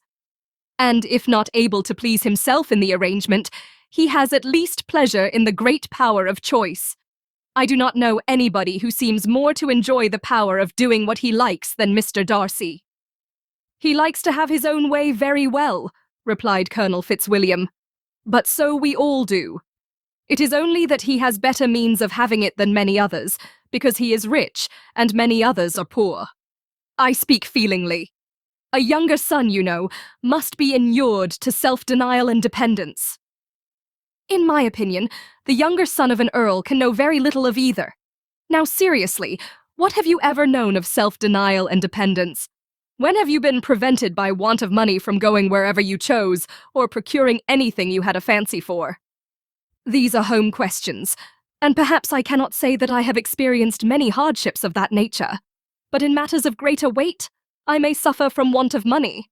Younger sons cannot marry where they like, unless where they like women of fortune, which I think they very often do. Our habits of expense make us too dependent, and there are not many in my rank of life who can afford to marry without some attention to money." "Is this," thought Elizabeth, "meant for me?" And she coloured at the idea, but recovering herself, said in a lively tone, "And pray, what is the usual price of an earl's younger son? Unless the elder brother is very sickly, I suppose you would not ask above £50,000. He answered her in the same style, and the subject dropped. To interrupt a silence which might make him fancy her affected with what had passed, she soon afterwards said, "I imagine your cousin brought you down with him chiefly for the sake of having someone at his disposal. I wonder he does not marry, to secure a lasting convenience of that kind. But perhaps his sister does as well for the present, and as she is under his sole care, he may do what he likes with her." "No," said Colonel Fitzwilliam. "That is an advantage which he must divide with me. I am joined with him in the guardianship of Miss Darcy." "Are you indeed? And pray what sort of guardians do you make? Does your charge give you much trouble? Young ladies of her age are sometimes a little difficult to manage, and if she has the true Darcy spirit, she may like to have her own way." As she spoke, she observed him looking at her earnestly, and the manner in which he immediately asked her why she supposed Miss Darcy likely to give them any uneasiness, convinced her that she had somehow or other got pretty near the truth. She directly replied, "You need not be frightened. I never heard any harm of her, and I dare say she is one of the most tractable creatures in the world. She is a very great favourite with some ladies of my acquaintance, Mrs. Hurst and Miss Bingley. I think I have heard you say that you know them." "I know them a little. Their brother is a pleasant gentlemanlike man. He is a great friend of Darcy's." "Oh, yes," said Elizabeth dryly. "Mr. Darcy is uncommonly kind to Mr. Bingley, and takes a prodigious deal of care of him." "Care of him?" "Yes, I really believe Darcy does take care of him in those points where he most wants care. From something that he told me in our journey hither, I have reason to think Bingley very much indebted to him. But I ought to beg his pardon, for I have no right to suppose that Bingley was the person meant. It was all conjecture." "What is it you mean?" "It is a circumstance which Darcy could not wish to be generally known, because if it were to get round to the lady's family, it would be an unpleasant thing." "You may depend upon my not mentioning it." "And remember that I have not much reason for supposing it to be Bingley." What he told me was merely this: that he congratulated himself on having lately saved a friend from the inconveniences of a most imprudent marriage, but without mentioning names or any other particulars, and I only suspected it to be Bingley from believing him the kind of young man to get into a scrape of that sort, and from knowing them to have been together the whole of last summer. Did Mr. Darcy give you reasons for this interference? I understood that there were some very strong objections against the lady. And what arts did he use to separate them? He did not talk to me of his own arts, said Fitzwilliam, smiling. He only told me what I have now told you. Elizabeth made no answer, and walked on, her heart swelling with indignation. After watching her a little, Fitzwilliam asked her why she was so thoughtful. I am thinking of what you have been telling me, said she. Your cousin's conduct does not suit my feelings. Why was he to be the judge? You are rather disposed to call his interference officious. I do not see what right Mr. Darcy had to decide on the propriety of his friend's inclination, or why, upon his own judgment alone, he was to determine and direct in what manner his friend was to be happy. But, she continued, recollecting herself, as we know none of the particulars, it is not fair to condemn him. It is not to be supposed that there was much affection in the case. That is not an unnatural surmise, said Fitzwilliam, but it is a lessening of the honour of my cousin's triumph very sadly. This was spoken jestingly, but it appeared to her so just a picture of Mr. Darcy that she would not trust herself with an answer, and therefore, abruptly changing the conversation, talked on indifferent matters until they reached the parsonage. There, shut into her own room, as soon as their visitor left them, she could think without interruption of all that she had heard. It was not to be supposed that any other people could be meant than those with whom she was connected. There could not exist in the world two men over whom Mr. Darcy could have such boundless influence. That he had been concerned in the measures taken to separate Bingley and Jane she had never doubted, but she had always attributed to Miss Bingley the principal design and arrangement of them. If his own vanity, however, did not mislead him, he was the cause. His pride and caprice were the cause of all that Jane had suffered and still continued to suffer. He had ruined for a while every hope of happiness for the most affectionate, generous heart in the world, and no one could say how lasting an evil he might have inflicted. There were some very strong objections against the lady, were Colonel Fitzwilliam's words, and those strong objections probably were her having one uncle who was a country attorney and another who was in business in London. To Jane herself, she exclaimed. There could be no possibility of objection. All loveliness and goodness as she is, her understanding excellent, her mind improved, and her manners captivating.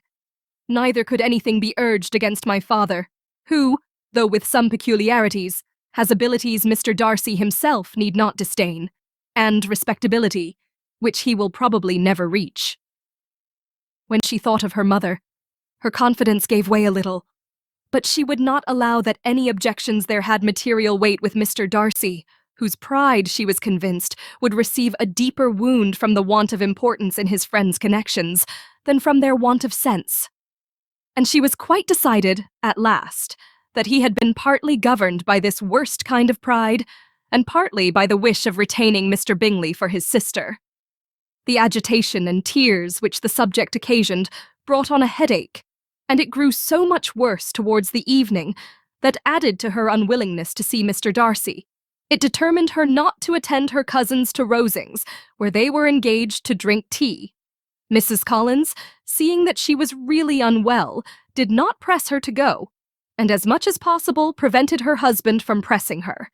But Mr. Collins could not conceal his apprehension of Lady Catherine's being rather displeased by her staying at home. Chapter 34. When they were gone, Elizabeth, as if intending to exasperate herself as much as possible against Mr. Darcy, chose for her employment the examination of all the letters which Jane had written to her since her being in Kent. They contained no actual complaint, nor was there any revival of past occurrences, or any communication of present suffering. But in all, and in almost every line of each, There was a want of that cheerfulness which had been used to characterize her style, and which, proceeding from the serenity of a mind at ease with itself and kindly disposed towards everyone, had been scarcely ever clouded. Elizabeth noticed every sentence conveying the idea of uneasiness with an attention which it had hardly received on the first perusal.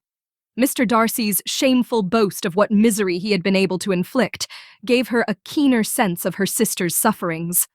It was some consolation to think that his visit to Rosings was to end on the day after the next, and, a still greater, that in less than a fortnight she should herself be with Jane again, and enabled to contribute to the recovery of her spirits by all that affection could do. She could not think of Darcy's leaving Kent without remembering that his cousin was to go with him, but Colonel Fitzwilliam had made it clear that he had no intentions at all, and agreeable as he was, she did not mean to be unhappy about him. While settling this point, she was suddenly roused by the sound of the doorbell, and her spirits were a little fluttered by the idea of its being Colonel Fitzwilliam himself, who had once before called late in the evening and might now come to inquire particularly after her. But this idea was soon banished, and her spirits were very differently affected when, to her utter amazement, she saw Mr. Darcy walk into the room. In an hurried manner, he immediately began an inquiry after her health, imputing his visit to a wish of hearing that she were better. She answered him with cold civility. He sat down for a few moments, and then getting up, walked about the room. Elizabeth was surprised, but said not a word. After a silence of several minutes, he came towards her in an agitated manner, and thus began, "In vain I have struggled. It will not do. My feelings will not be repressed. You must allow me to tell you how ardently I admire and love you." Elizabeth's astonishment was beyond expression. She stared, coloured, doubted, and was silent. This he considered sufficient encouragement, and the avowal of all that he felt, and had long felt for her, immediately followed. He spoke well, but there were feelings besides those of the heart to be detailed, and he was not more eloquent on the subject of tenderness than of pride. His sense of her inferiority, of its being a degradation, of the family obstacles which had always opposed to inclination, were dwelt on with a warmth which seemed due to the consequence he was wounding, but was very unlikely to recommend his suit. In spite of her deeply rooted dislike, she could not be insensible to the compliment of such a man's affection, and though her intentions did not vary for an instant, she was at first sorry for the pain he was to receive, till, roused to resentment by his subsequent language, she lost all compassion in anger. She tried, however, to compose herself to answer him with patience, when he should have done. He concluded with representing to her the strength of that attachment which, in spite of all his endeavours, he had found impossible to conquer, and with expressing his hope that it would now be rewarded by her acceptance of his hand. As he said this, she could easily see that he had no doubt of a favourable answer. He spoke of apprehension and anxiety, but his countenance expressed real security. Such a circumstance could only exasperate farther, and when he ceased, the colour rose into her cheeks, and she said, "In such cases as this, it is, I believe, the established mode to express a sense of obligation for the sentiments avowed, however unequally they may be returned. It is natural that obligation should be felt, and if I could feel gratitude, I would now thank you. But I cannot. I have never desired your good opinion, and you have certainly bestowed it most unwillingly. I am sorry to have occasioned pain to anyone. It has been most unconsciously done, however, and I hope will be of short duration. The feelings which, you tell me, have long prevented the acknowledgement of your regard, can have little difficulty in overcoming it after this explanation." Mr. Darcy, who was leaning against the mantelpiece with his eyes fixed on her face, seemed to catch her words with no less resentment than surprise.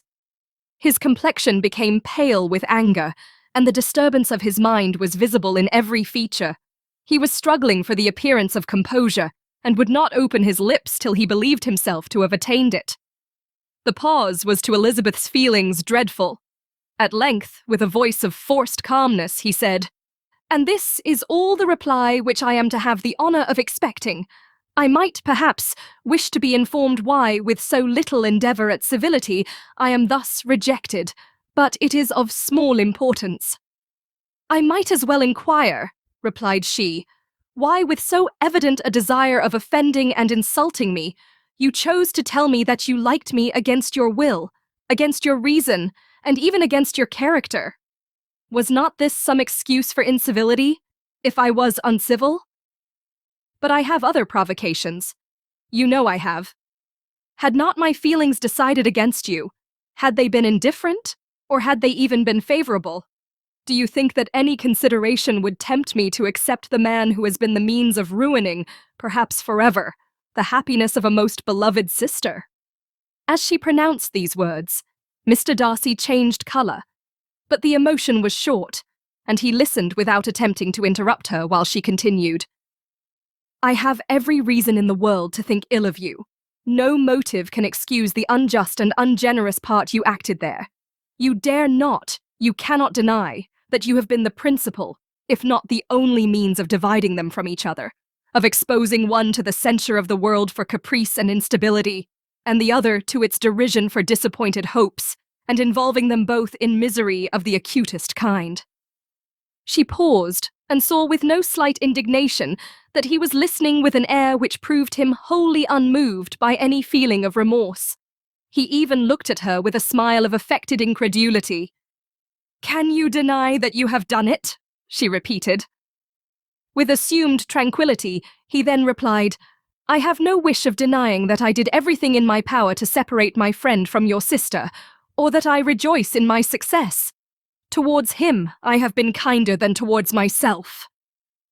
Elizabeth disdained the appearance of noticing this civil reflection, but its meaning did not escape, nor was it likely to conciliate her. "But it is not merely this affair," she continued, "on which my dislike is founded. Long before it had taken place, my opinion of you was decided. Your character was unfolded in the recital, which I received many months ago from Mr. Wickham. On this subject, what can you have to say? In what imaginary act of friendship can you here defend yourself? Or under what misrepresentation can you here impose upon others?" "You take an eager interest in that gentleman's concerns," said Darcy, in a less tranquil tone, and with a heightened colour. "Who that knows what his misfortunes have been can help feeling an interest in him?" "His misfortunes," repeated Darcy contemptuously. "Yes, his misfortunes have been great indeed." "And of your infliction," cried Elizabeth with energy. "You have reduced him to his present state of poverty, comparative poverty. You have withheld the advantages which you must know to have been designed for him. You have deprived the best years of his life of that independence which was no less his due than his desert. You have done all this, and yet you can treat the mention of his misfortune with contempt and ridicule." "And this," cried Darcy, as he walked with quick steps across the room, "is your opinion of me? This is the estimation in which you hold me. I thank you for explaining it so fully. My faults, according to this calculation, are heavy indeed. But perhaps," added he, stopping in his walk and turning towards her, "these offences might have been overlooked, had not your pride been hurt by my honest confession of the scruples that had long prevented my forming any serious design. These bitter accusations might have been suppressed, had I, with greater policy, concealed my struggles and flattered you into the belief of my being impelled by unqualified, unalloyed inclination, by reason, by reflection, by everything. But disguise of every sort is my abhorrence. Nor am I ashamed of the feelings I related. They were natural and just. Could you expect me to rejoice in the inferiority of your connections? To congratulate myself on the hope of relations, whose condition in life is so decidedly beneath my own?" Elizabeth felt herself growing more angry every moment, yet she tried to the utmost to speak with composure when she said, "You are mistaken, Mr. Darcy, if you suppose that the mode of your declaration affected me in any other way than as it spared the concern which I might have felt in refusing you, had you behaved in a more gentlemanlike manner." She saw him start at this, but he said nothing, and she continued, You could not have made the offer of your hand in any possible way that would have tempted me to accept it." Again, his astonishment was obvious, and he looked at her with an expression of mingled incredulity and mortification. She went on, "From the very beginning, from the first moment, I may almost say, of my acquaintance with you, your manners, impressing me with the fullest belief of your arrogance, your conceit, and your selfish disdain of the feelings of others, were such as to form the groundwork of disapprobation on which succeeding events have built so immovable a dislike. And I had not known you a month before I felt that you were the last man in the world whom I could ever be prevailed on to marry." "You have said quite enough, madam. I perfectly comprehend your feelings, and have now only to be ashamed of what my own have been. Forgive me for having taken up so much of your time, and accept my best wishes for your health and happiness." And with these words, he hastily left the room, and Elizabeth heard him the next moment open the front door and quit the house. The tumult of her mind was now painfully great. She knew not how to support herself, and from actual weakness sat down and cried for half an hour. Her astonishment, as she reflected on what had passed, was increased by every review of it. That she should receive an offer of marriage from Mr. Darcy, that he should have been in love with her for so many months, so much in love as to wish to marry her in spite of all the objections which had made him prevent his friends marrying her sister, and which must appear at least with equal force in his own case, was almost incredible. It was gratifying to have inspired unconsciously so strong an affection, but his pride, his abominable pride, his shameless avowal of what he had done with respect to Jane, his unpardonable assurance in acknowledging, though he could not justify it, and the unfeeling manner in which he had mentioned Mr. Wickham, his cruelty towards whom he had not attempted to deny, soon overcame the pity which the consideration of his attachment had for a moment excited.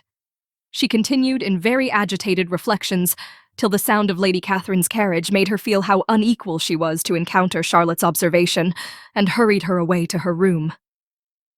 Chapter 35. Elizabeth awoke the next morning to the same thoughts and meditations which had at length closed her eyes. She could not yet recover from the surprise of what had happened. It was impossible to think of anything else, and, totally indisposed for employment, she resolved, soon after breakfast, to indulge herself in air and exercise. She was proceeding directly to her favourite walk, when the recollection of Mr. Darcy's sometimes coming there stopped her, and instead of entering the park, she turned up the lane, which led farther from the turnpike road. The park paling was still the boundary on one side, and she soon passed one of the gates into the ground. After walking 2 or 3 times along that part of the lane, she was tempted, by the pleasantness of the morning, to stop at the gates and look into the park. The 5 weeks which she had now passed in Kent had made a great difference in the country, and every day was adding to the verdure of the early trees. She was on the point of continuing her walk, when she caught a glimpse of a gentleman within the sort of grove which edged the park. He was moving that way, and, fearful of its being Mr. Darcy, she was directly retreating. But the person who advanced was now near enough to see her, and stepping forward with eagerness, pronounced her name. She had turned away, but on hearing herself called, though in a voice which proved it to be Mr. Darcy, she moved again towards the gate. He had by that time reached it also, and, holding out a letter, which she instinctively took, said, with a look of haughty composure, "I have been walking in the grove some time in the hope of meeting you. Will you do me the honour of reading that letter?" And then, with a slight bow, turned again into the plantation, and was soon out of sight. With no expectation of pleasure, but with the strongest curiosity, Elizabeth opened the letter, and, to her still increasing wonder, perceived an envelope containing 2 sheets of letter paper, written quite through, in a very close hand. The envelope itself was likewise full. Pursuing her way along the lane, she then began it. It was dated from Rosings, at 8 o'clock in the morning, and was as follows. "Be not alarmed, madam, on receiving this letter by the apprehension of its containing any repetition of those sentiments or renewal of those offers which were last night so disgusting to you. I write without any intention of pining you, or humbling myself, by dwelling on wishes which, for the happiness of both, cannot be too soon forgotten. and the effort which the formation and the perusal of this letter must occasion should have been spared, had not my character required it to be written and read. You must, therefore, pardon the freedom with which I demand your attention. Your feelings, I know, will bestow it unwillingly, but I demand it of your justice. Two offences of a very different nature, and by no means of equal magnitude, you last night laid to my charge.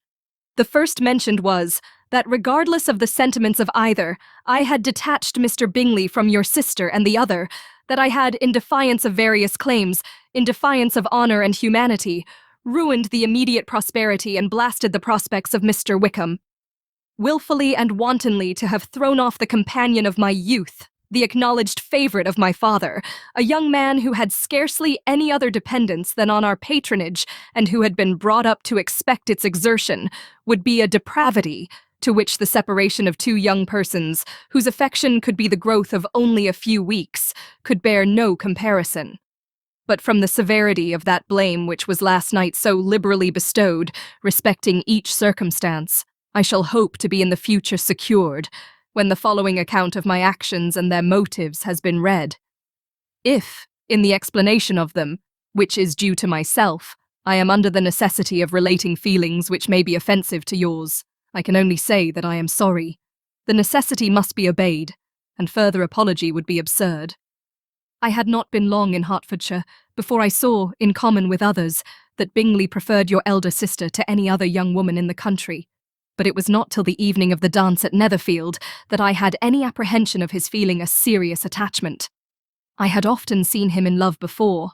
At that ball, while I had the honour of dancing with you, I was first made acquainted, by Sir William Lucas's accidental information, that Bingley's attentions to your sister had given rise to a general expectation of their marriage. He spoke of it as a certain event, of which the time alone could be undecided. From that moment, I observed my friend's behaviour attentively, and I could then perceive that his partiality for Miss Bennet was beyond what I had ever witnessed in him. Your sister I also watched. Her look and manners were open, cheerful, and engaging as ever, but without any symptom of peculiar regard, and I remained convinced from the evening's scrutiny that though she received his attentions with pleasure, she did not invite them by any participation of sentiment. If you have not been mistaken here, I must have been in error. Your superior knowledge of your sister must make the latter probable. If it be so, if I have been misled by such error to inflict pain on her, your resentment has not been unreasonable. But I shall not scruple to assert that the serenity of your sister's countenance and air was such as might have given the most acute observer a conviction that, however amiable her temper, her heart was not likely to be easily touched. That I was desirous of believing her indifferent is certain, but I will venture to say that my investigation and decisions are not usually influenced by my hopes or fears. I did not believe her to be indifferent because I wished it. I believed it on impartial conviction, as truly as I wished it in reason. My objections to the marriage were not merely those which I last night acknowledged to have the utmost force of passion to put aside, in my own case. The want of connection could not be so great an evil to my friend as to me. But there were other causes of repugnance, causes which, though still existing, and existing to an equal degree in both instances, I had myself endeavoured to forget, because they were not immediately before me. These causes must be stated, though briefly. The situation of your mother's family, though objectionable, was nothing in comparison to that total want of propriety so frequently, so almost uniformly betrayed by herself, by your 3 younger sisters, and occasionally even by your father. Pardon me, it pains me to offend you, but amidst your concern for the defects of your nearest relations, and your displeasure at this representation of them, let it give you consolation to consider that, to have conducted yourselves so as to avoid any share of the like censure, is praise no less generally bestowed on you and your elder sister than it is honourable to the sense and disposition of both. I will only say farther that from what passed that evening, my opinion of all parties was confirmed, and every inducement heightened which could have led me before to preserve my friend from what I esteemed a most unhappy connection. He left Netherfield for London on the day following, as you, I am certain, remember, with the design of soon returning. The part which I acted is now to be explained. His sister's uneasiness had been equally excited with my own. Our coincidence of feeling was soon discovered, and, alike sensible that no time was to be lost in detaching their brother, we shortly resolved on joining him directly in London. We accordingly went, and there I readily engaged in the office of pointing out to my friend the certain evils of such a choice. I described and enforced them earnestly. But however this remonstrance might have staggered or delayed his determination, I do not suppose that it would ultimately have prevented the marriage, had it not been seconded by the assurance that I hesitated not in giving, of your sister's indifference. He had before believed her to return his affection with sincere, if not with equal regard. But Bingley has great natural modesty, with a stronger dependence on my judgment than on his own. To convince him, therefore, that he had deceived himself was no very difficult point. To persuade him against returning into Hertfordshire, when that conviction had been given, was scarcely the work of a moment. I cannot blame myself for having done thus much. There is but one part of my conduct in the whole affair on which I do not reflect with satisfaction. It is that I condescended to adopt the measures of art so far as to conceal from him your sister's being in town. I knew it myself, as it was known to Miss Bingley, but her brother is even yet ignorant of it. That they might have met without ill consequence is perhaps probable, but his regard did not appear to me enough extinguished for him to see her without some danger. Perhaps this concealment, this disguise was beneath me. It is done, however, and it was done for the best. On this subject I have nothing more to say, no other apology to offer. If I have wounded your sister's feelings, it was unknowingly done, and though the motives which governed me may to you very naturally appear insufficient, I have not yet learnt to condemn them. With respect to that other, more weighty accusation of having injured Mr. Wickham, I can only refute it by laying before you the whole of his connection with my family. Of what he has particularly accused me, I am ignorant, but of the truth of what I shall relate, I can summon more than one witness of undoubted veracity. Mr. Wickham is the son of a very respectable man, who had for many years the management of all the Pemberley estates, and whose good conduct in the discharge of his trust naturally inclined my father to be of service to him, and on George Wickham, who was his godson, his kindness was therefore liberally bestowed. My father supported him at school, and afterwards at Cambridge, most important assistance, as his own father, always poor from the extravagance of his wife, would have been unable to give him a gentleman's education. My father was not only fond of this young man's society, whose manner were always engaging. He had also the highest opinion of him, and hoping the church would be his profession, intended to provide for him in it. As for myself, it is many, many years since I first began to think of him in a very different manner. The vicious propensities, the want of principle, which he was careful to guard from the knowledge of his best friend, could not escape the observation of a young man of nearly the same age with himself, and who had opportunities of seeing him in unguarded moments, which Mr. Darcy could not have. Here again, I shall give you pain. To what degree you only can tell. But whatever may be the sentiments which Mr. Wickham has created, a suspicion of their nature shall not prevent me from unfolding his real character. It adds even another motive. My excellent father died about 5 years ago, and his attachment to Mr. Wickham was to the last so steady that in his will he particularly recommended it to me, to promote his advancement in the best manner that his profession might allow, and if he took orders, desired that a valuable family living might be his as soon as it became vacant. There was also a legacy of £1,000. His own father did not long survive mine, and within half a year from these events, Mr. Wickham wrote to inform me that, having finally resolved against taking orders, he hoped I should not think it unreasonable for him to expect some more immediate pecuniary advantage in lieu of the preferment by which he could not be benefited. He had some intention, he added, of studying law, and I must be aware that the interest of £1,000 would be a very insufficient support therein. I rather wished than believed him to be sincere, but, at any rate, was perfectly ready to accede to his proposal. I knew that Mr. Wickham ought not to be a clergyman. The business was therefore soon settled. He resigned all claim to assistance in the church, were it possible that he could ever be in a situation to receive it, and accepted in return £3,000. All connection between us seemed now dissolved. I thought too ill of him to invite him to Pemberley, or admit his society in town. In town I believe he chiefly lived, but his studying the law was a mere pretense, and being now free from all restraint, his life was a life of idleness and dissipation.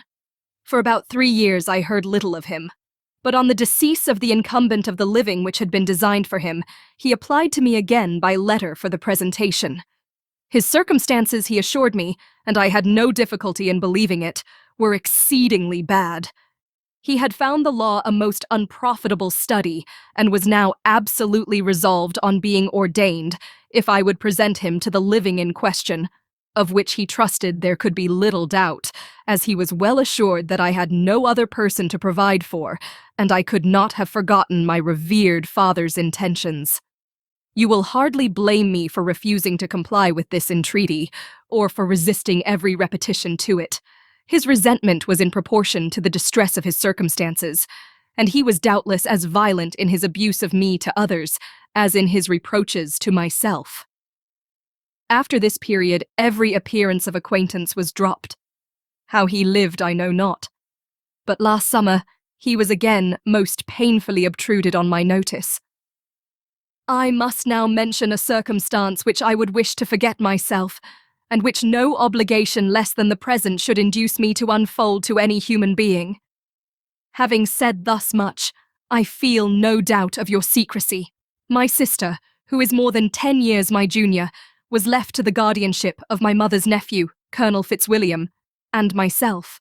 About a year ago, she was taken from school, and an establishment formed for her in London, and last summer she went with the lady who presided over it to Ramsgate, and thither also went Mr. Wickham, undoubtedly by design, for there proved to have been a prior acquaintance between him and Mrs. Young, in whose character we were most unhappily deceived, and by her connivance and aid he so far recommended himself to Georgiana, whose affectionate heart retained a strong impression of his kindness to her as a child, that she was persuaded to believe herself in love, and to consent to an elopement.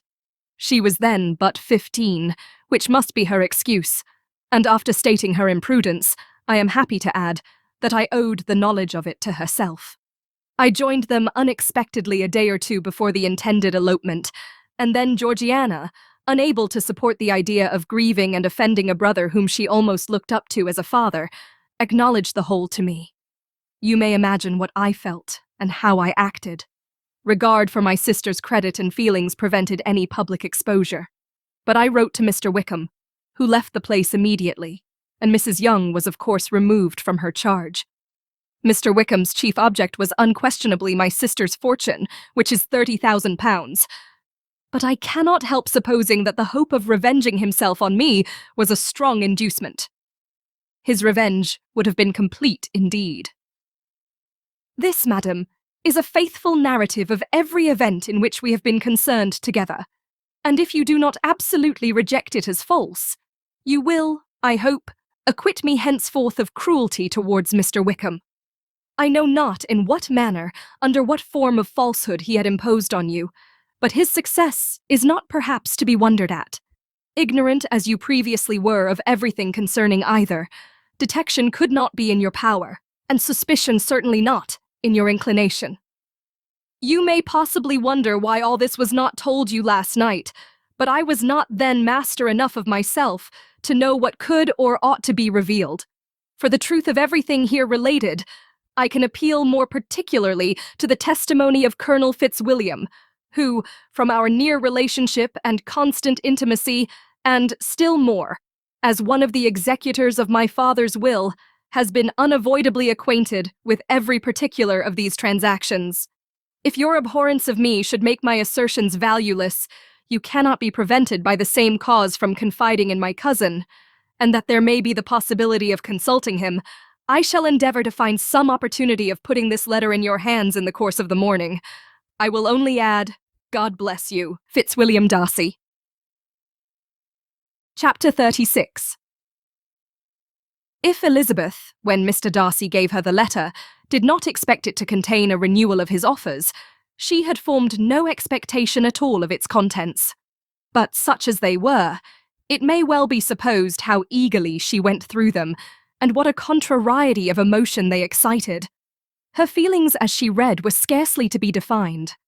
With amazement did she first understand that he believed any apology to be in his power, and steadfastly was she persuaded that he could have no explanation to give, which a just sense of shame would not conceal.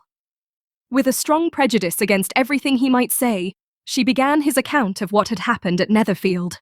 She read with an eagerness which hardly left her power of comprehension, and from impatience of knowing what the next sentence might bring, was incapable of attending to the sense of the one before her eyes.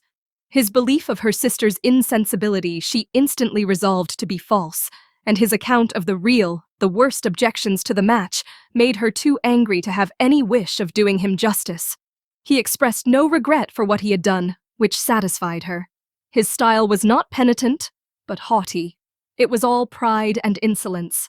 But when this subject was succeeded by his account of Mr. Wickham, when she read with somewhat clearer attention a relation of events which, if true, must overthrow every cherished opinion of his worth, and which bore so alarming an affinity to his own history of himself, her feelings were yet more acutely painful and more difficult of definition.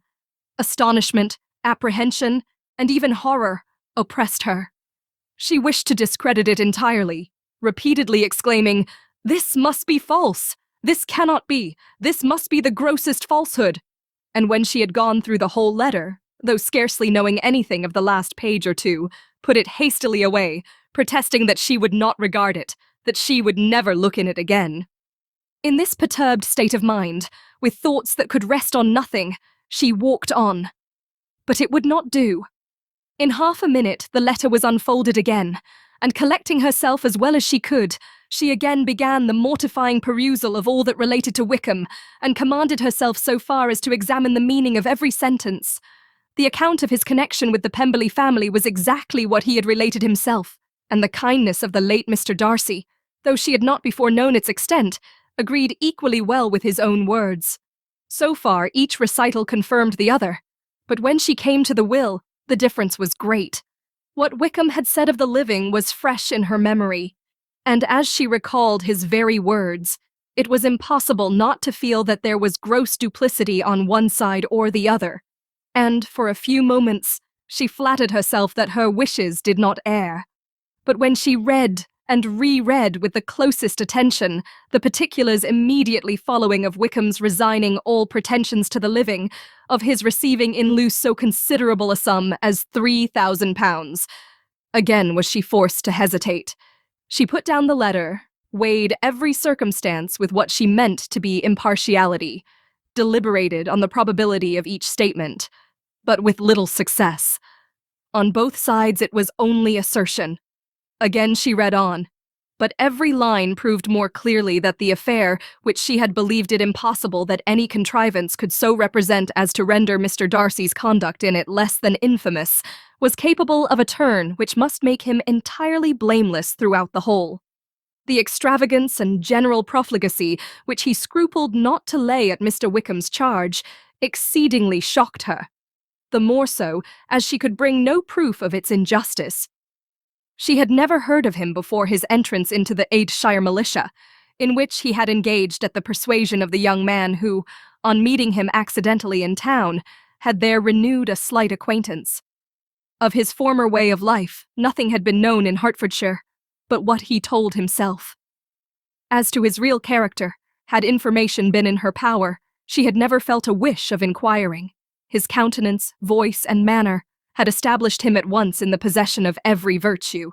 She tried to recollect some instance of goodness, some distinguished trait of integrity or benevolence that might rescue him from the attacks of Mr. Darcy, or at least, by the predominance of virtue, atone for those casual errors under which she would endeavour to class what Mr. Darcy had described as the idleness and vice of many years' continuance. But no such recollection befriended her. She could see him instantly before her, in every charm of air and address, but she could remember no more substantial good than the general approbation of the neighbourhood, and the regard which his social powers had gained him in the mess. After pausing on this point a considerable while, she once more continued to read. But, alas, the story which followed of his designs on Miss Darcy received some confirmation from what had passed between Colonel Fitzwilliam and herself only the morning before. And at last, she was referred for the truth of every particular to Colonel Fitzwilliam himself, from whom she had previously received the information of his near concern in all his cousin's affairs, and whose character she had no reason to question. At one time she had almost resolved on applying to him, but the idea was checked by the awkwardness of the application, and at length wholly banished by the conviction that Mr. Darcy would never have hazarded such a proposal if he had not been well assured of his cousin's corroboration. She perfectly remembered everything that had passed in conversation between Wickham and herself in their first evening at Mr. Phillips's. Many of his expressions were still fresh in her memory. She was now struck with the impropriety of such communications to a stranger, and wondered it had escaped her before. She saw the indelicacy of putting himself forward as he had done, and the inconsistency of his professions with his conduct. She remembered that he had boasted of having no fear of seeing Mr. Darcy, that Mr. Darcy might leave the country, but that he should stand his ground. Yet he had avoided the Netherfield ball the very next week.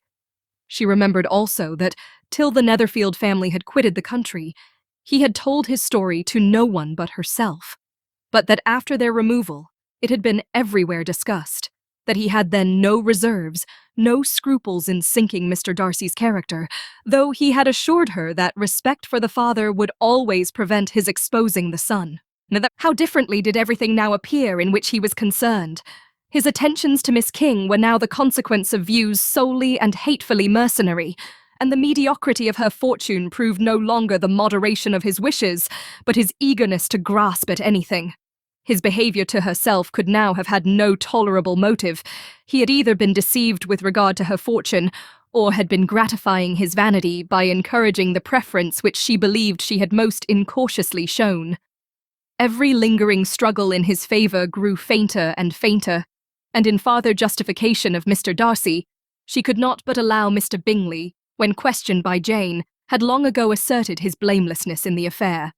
That proud and repulsive, as were his manners, she had never, in the whole course of their acquaintance, an acquaintance which had latterly brought them much together and given her a sort of intimacy with his ways, seen anything that betrayed him to be unprincipled or unjust, anything that spoke him of irreligious or immoral habits, that among his own connections he was esteemed and valued, that even Wickham had allowed him merit as a brother, and that she had often heard him speak so affectionately of his sister as to prove him capable of some amiable feeling, that had his actions been what Mr. Wickham represented them, so gross a violation of everything right could hardly have been concealed from the world, and that friendship between a person capable of it and such an amiable man as Mr. Bingley was incomprehensible.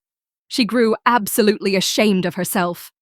Of neither Darcy nor Wickham could she think without feeling she had been blind, partial, prejudiced, absurd. "How despicably I have acted!" she cried. "I, who have prided myself on my discernment, I, who have valued myself on my abilities, who have often disdained the generous candour of my sister and gratified my vanity in useless or blamable mistrust. How humiliating is this discovery! Yet how just a humiliation! Had I been in love, I could not have been more wretchedly blind. But vanity, not love, has been my folly.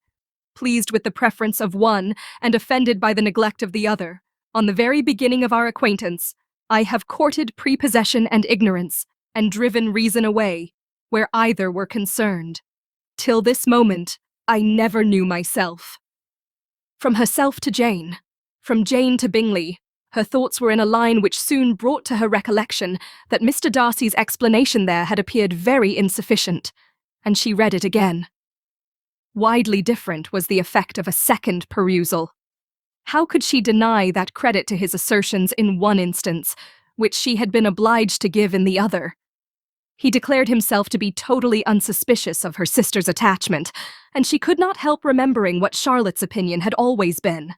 Neither could she deny the justice of his description of Jane.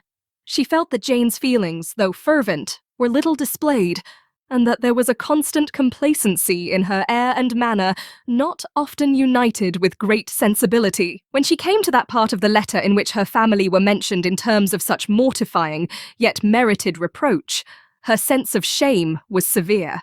The justice of the charge struck her too forcibly for denial, and the circumstances to which he particularly alluded as having passed at the Netherfield ball, and as confirming all his first disapprobation, could not have made a stronger impression on his mind than on hers. The compliment to herself and her sister was not unfelt. It soothed, but it could not console her for the contempt which had thus been self-attracted by the rest of her family. And as she considered that Jane's disappointment had in fact been the work of her nearest relations, and reflected how materially the credit of both must be hurt by such impropriety of conduct, she felt depressed beyond anything she had ever known before. After wandering along the lane for 2 hours, giving way to every variety of thought, reconsidering events, determining probabilities, and reconciling herself, as well as she could, to a change so sudden and so important, fatigue and a recollection of her long absence made her at length return home, and she entered the house with the wish of appearing cheerful as usual, and the resolution of repressing such reflections as must make her unfit for conversation.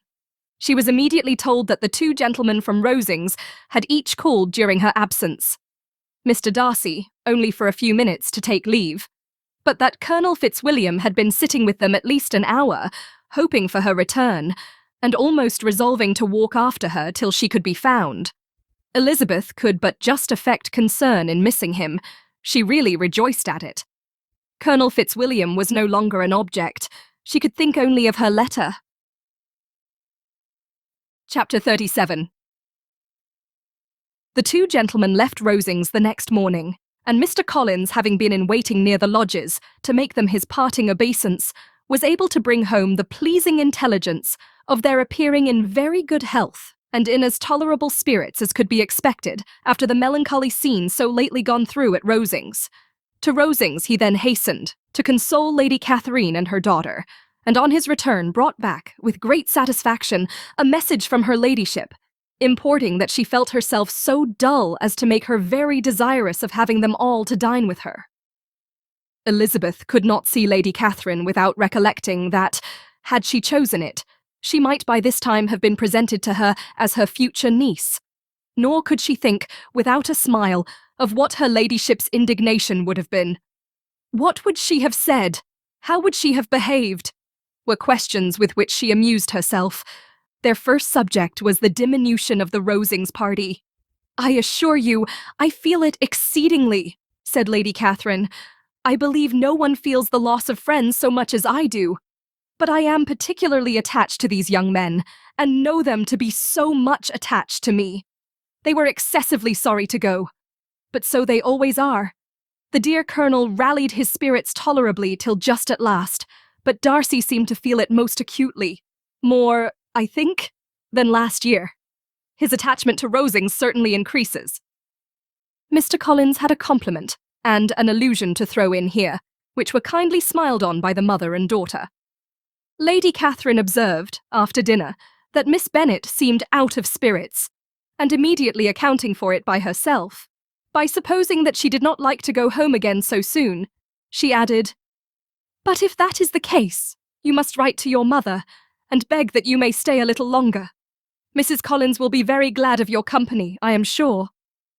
"I am much obliged to your ladyship for your kind invitation," replied Elizabeth, "but it is not in my power to accept it. I must be in town next Saturday." "Why, at that rate you will have been here only 6 weeks. I expected you to stay 2 months. I told Mrs. Collins so before you came. There can be no occasion for your going so soon. Mrs. Bennet could certainly spare you for another fortnight." "But my father cannot. He wrote last week to hurry my return." "Oh, your father of course may spare you if your mother can. Daughters are never of so much consequence to a father, and if you will stay another month complete, it will be in my power to take one of you as far as London, for I am going there early in June, for a week. And as Dawson does not object to the barouche box, there will be very good room for one of you. And indeed, if the weather should happen to be cool, I should not object to taking you both, as you are neither of you large." You are all kindness, madam, but I believe we must abide by our original plan. Lady Catherine seemed resigned. Mrs. Collins, you must send a servant with them. You know I always speak my mind, and I cannot bear the idea of two young women travelling post by themselves. It is highly improper. You must contrive to send somebody. I have the greatest dislike in the world to that sort of thing. Young women should always be properly guarded and attended, according to their situation in life. When my niece, Georgiana, went to Ramsgate last summer, I made a point of her having 2 men-servants go with her. Miss Darcy, the daughter of Mr. Darcy, of Pemberley, and Lady Anne, could not have appeared with propriety in a different manner. I am excessively attentive to all those things. You must send John with the young ladies, Mrs. Collins. I am glad it occurred to me to mention it, for it would really be discreditable to you to let them go alone. My uncle is to send a servant for us. Oh, your uncle! He keeps a manservant, does he? I am very glad you have somebody who thinks of these things. Where shall you change horses? Oh, Bromley, of course. If you mention my name at the bell, you will be attended to. Lady Catherine had many other questions to ask respecting their journey, and as she did not answer them all herself, attention was necessary, which Elizabeth believed to be lucky for her, or, with a mind so occupied, she might have forgotten where she was. Reflection must be reserved for solitary hours. Whenever she was alone, she gave way to it as the greatest relief, and not a day went by without a solitary walk in which she might indulge in all the delight of unpleasant recollections. Mr. Darcy's letter she was in a fair way of soon knowing by heart. She studied every sentence, and her feelings towards its writer were at times widely different. When she remembered the style of his address, she was still full of indignation, but when she considered how unjustly she had condemned and upbraided him, her anger was turned against herself, and his disappointed feelings became the object of compassion. His attachment excited gratitude, his general character respect, but she could not approve him, nor could she for a moment repent her refusal, or feel the slightest inclination ever to see him again. In her own past behavior, there was a constant source of vexation and regret, and in the unhappy defects of her family, a subject of yet heavier chagrin. They were hopeless of remedy. Her father, contented with laughing at them, would never exert himself to restrain the wild giddiness of his youngest daughters, and her mother, with manners so far from right herself, was entirely insensible of the evil. Elizabeth had frequently united with Jane in an endeavour to check the imprudence of Catherine and Lydia, but while they were supported by their mother's indulgence, what chance could there be of improvement? Catherine, weak-spirited, irritable, and completely under Lydia's guidance, had been always affronted by their advice, and Lydia, self-willed and careless, would scarcely give them a hearing. They were ignorant, idle, and vain. While there was an officer in Meryton, they would flirt with him, and while Meryton was within a walk of Longbourn, they would be going there forever. Anxiety on Jane's behalf was another prevailing concern, and Mr. Darcy's explanation, by restoring Bingley to all her former good opinion, heightened the sense of what Jane had lost. His affection was proved to have been sincere, and his conduct cleared of all blame, unless any could attach to the implicitness of his confidence in his friend. How grievous, then, was the thought that, of a situation so desirable in every respect, so replete with advantage, so promising for happiness, Jane had been deprived by the folly and indecorum of her own family. When to these recollections was added the development of Wickham's character, it may be easily believed that the happy spirits which had seldom been depressed before were now so much affected as to make it almost impossible for her to appear tolerably cheerful. Their engagements at Rosings were as frequent during the last week of her stay as they had been at first. The very last evening was spent there, and her ladyship again inquired minutely into the particulars of their journey, gave them directions as to the best method of packing, and was so urgent on the necessity of placing gowns in the only right way, that Maria thought herself obliged, on her return, to undo all the work of the morning and pack her trunk afresh. When they parted, Lady Catherine, with great condescension, wished them a good journey and invited them to come to Hunsford again next year. and Miss de Bourgh exerted herself so far as to curtsy and hold out her hand to both. Chapter 38. On Saturday morning, Elizabeth and Mr. Collins met for breakfast a few minutes before the others appeared, and he took the opportunity of paying the parting civilities which he deemed indispensably necessary. "I know not, Miss Elizabeth," said he, "whether Mrs. Collins has yet expressed her sense of your kindness in coming to us, but I am very certain you will not leave the house without receiving her thanks for it. The favor of your company has been much felt, I assure you. We know how little there is to tempt anyone to our humble abode. Our plain manner of living, our small rooms and few domestics, and the little we see of the world, must make Hunsford extremely dull to a young lady like yourself. But I hope you will believe us grateful for the condescension, and that we have done everything in our power to prevent your spending your time unpleasantly." Elizabeth was eager with her thanks and assurances of happiness. She had spent 6 weeks with great enjoyment, and the pleasure of being with Charlotte, and the kind attentions she had received, must make her feel the obliged. Mr. Collins was gratified, and with a more smiling solemnity replied, "It gives me great pleasure to hear that you have passed your time not disagreeably. We have certainly done our best, and most fortunately, having it in our power to introduce you to very superior society, and, from our connection with Rosings, the frequent means of varying the humble home scene, I think we may flatter ourselves that your Hunsford visit cannot have been entirely irksome. Our situation with regard to Lady Catherine's family is indeed the sort of extraordinary advantage and blessing which few can boast. You see on what a footing we are. You see how continually we are engaged there. In truth, I must acknowledge that, with all the disadvantages of this humble parsonage, I should not think anyone abiding in it an object of compassion, while they are sharers of our intimacy at Rosings."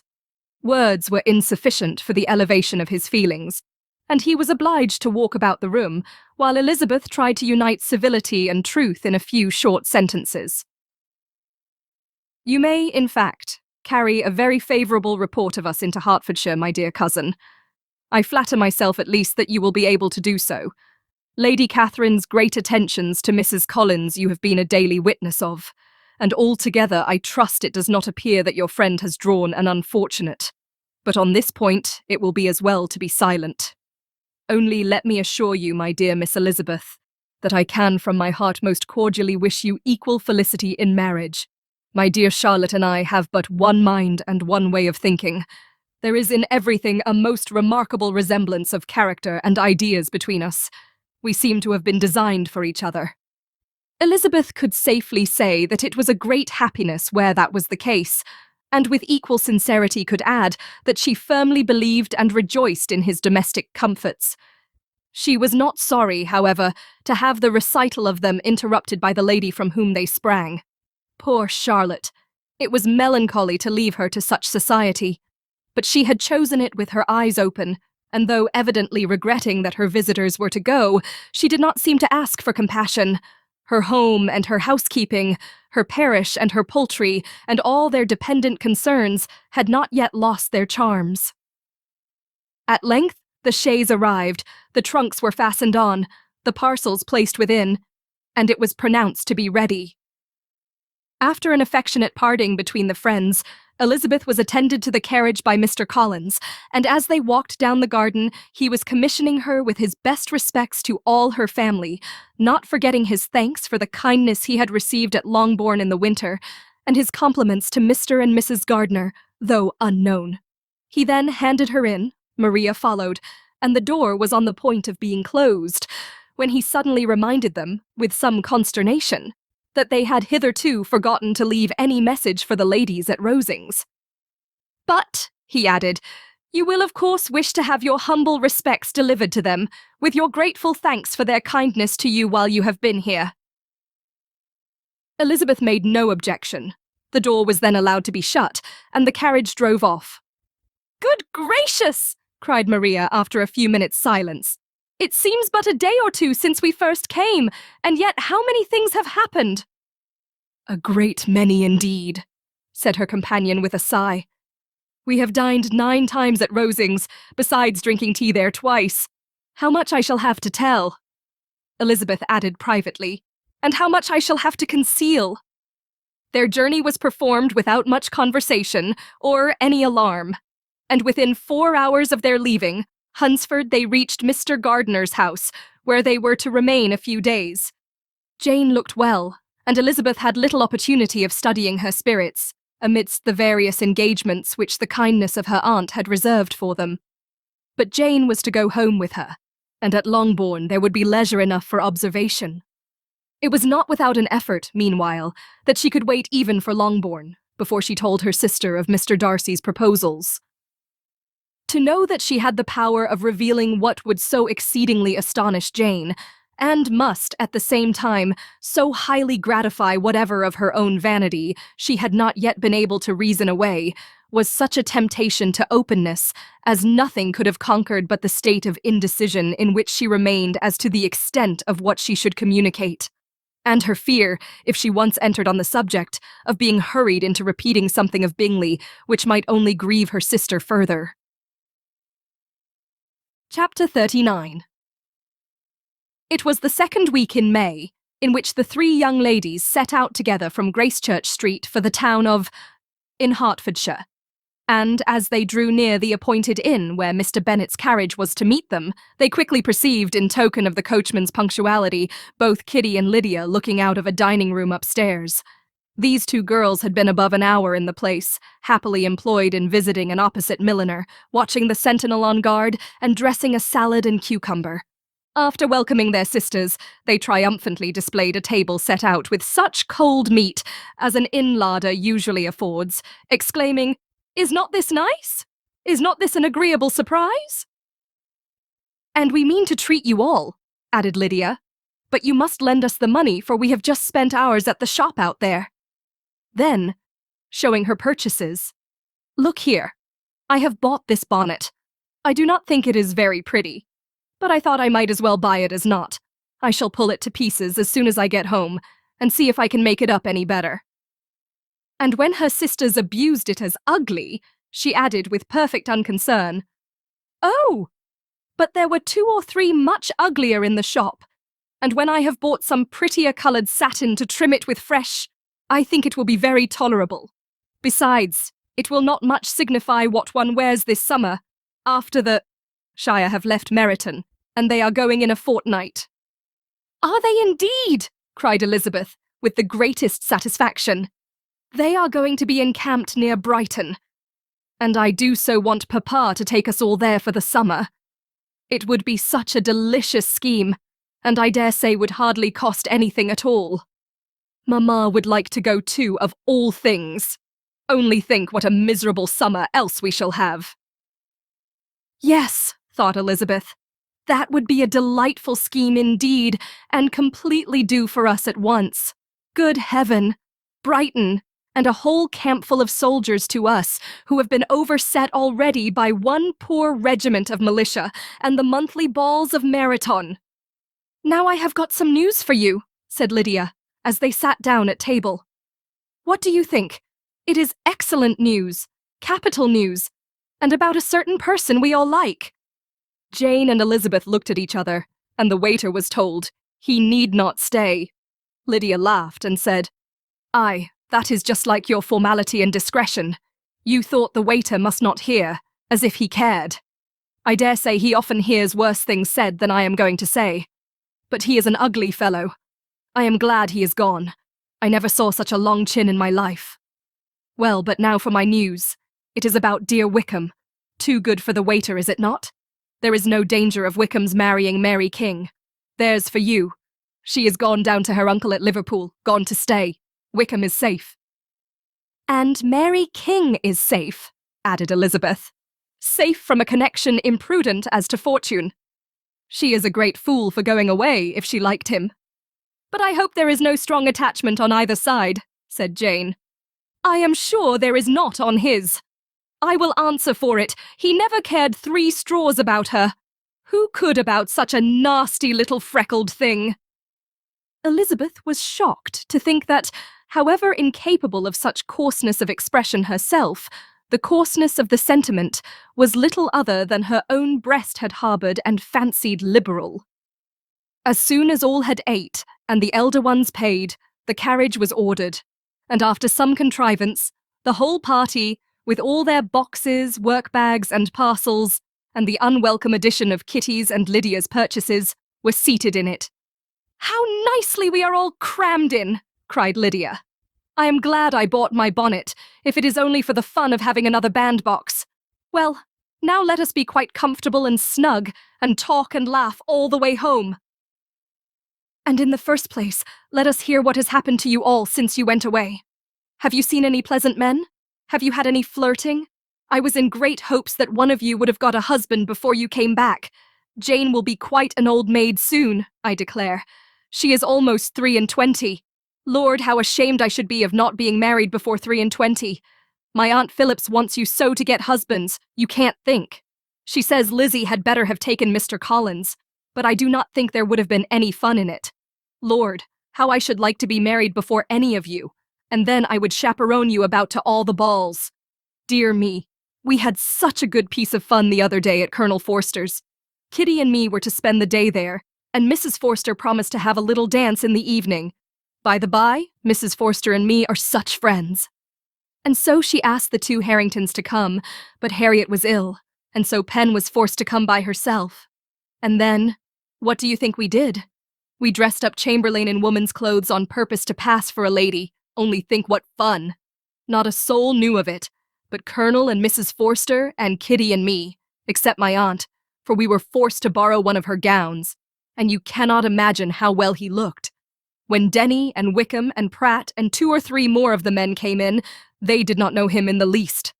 Lord, how I laughed, and so did Mrs. Forster. I thought I should have died, and that made the men suspect something, and then they soon found out what was the matter. With such kinds of histories of their parties and good jokes, did Lydia, assisted by Kitty's hints and additions, endeavour to amuse her companions all the way to Longbourn. Elizabeth listened as little as she could, but there was no escaping the frequent mention of Wickham's name. Their reception at home was most kind. Mrs. Bennet rejoiced to see Jane in undiminished beauty.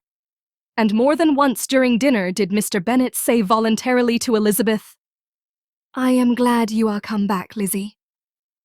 Their party in the dining room was large, for almost all the Lucases came to meet Maria and hear the news, and various were the subjects that occupied them. Lady Lucas was inquiring of Maria after the welfare and poultry of her eldest daughter. Mrs. Bennet was doubly engaged, on one hand collecting an account of the present fashions from Jane, who sat some way below her, and on the other, retailing them all to the younger Lucases. And Lydia, in a voice rather louder than any other person's, was enumerating the various pleasures of the morning to anybody who would hear her. "Oh, Mary," said she, "I wish you had gone with us, for we had such fun. As we went along, Kitty and I drew up the blinds, and pretended there was nobody in the coach, and I should have gone so all the way if Kitty had not been sick.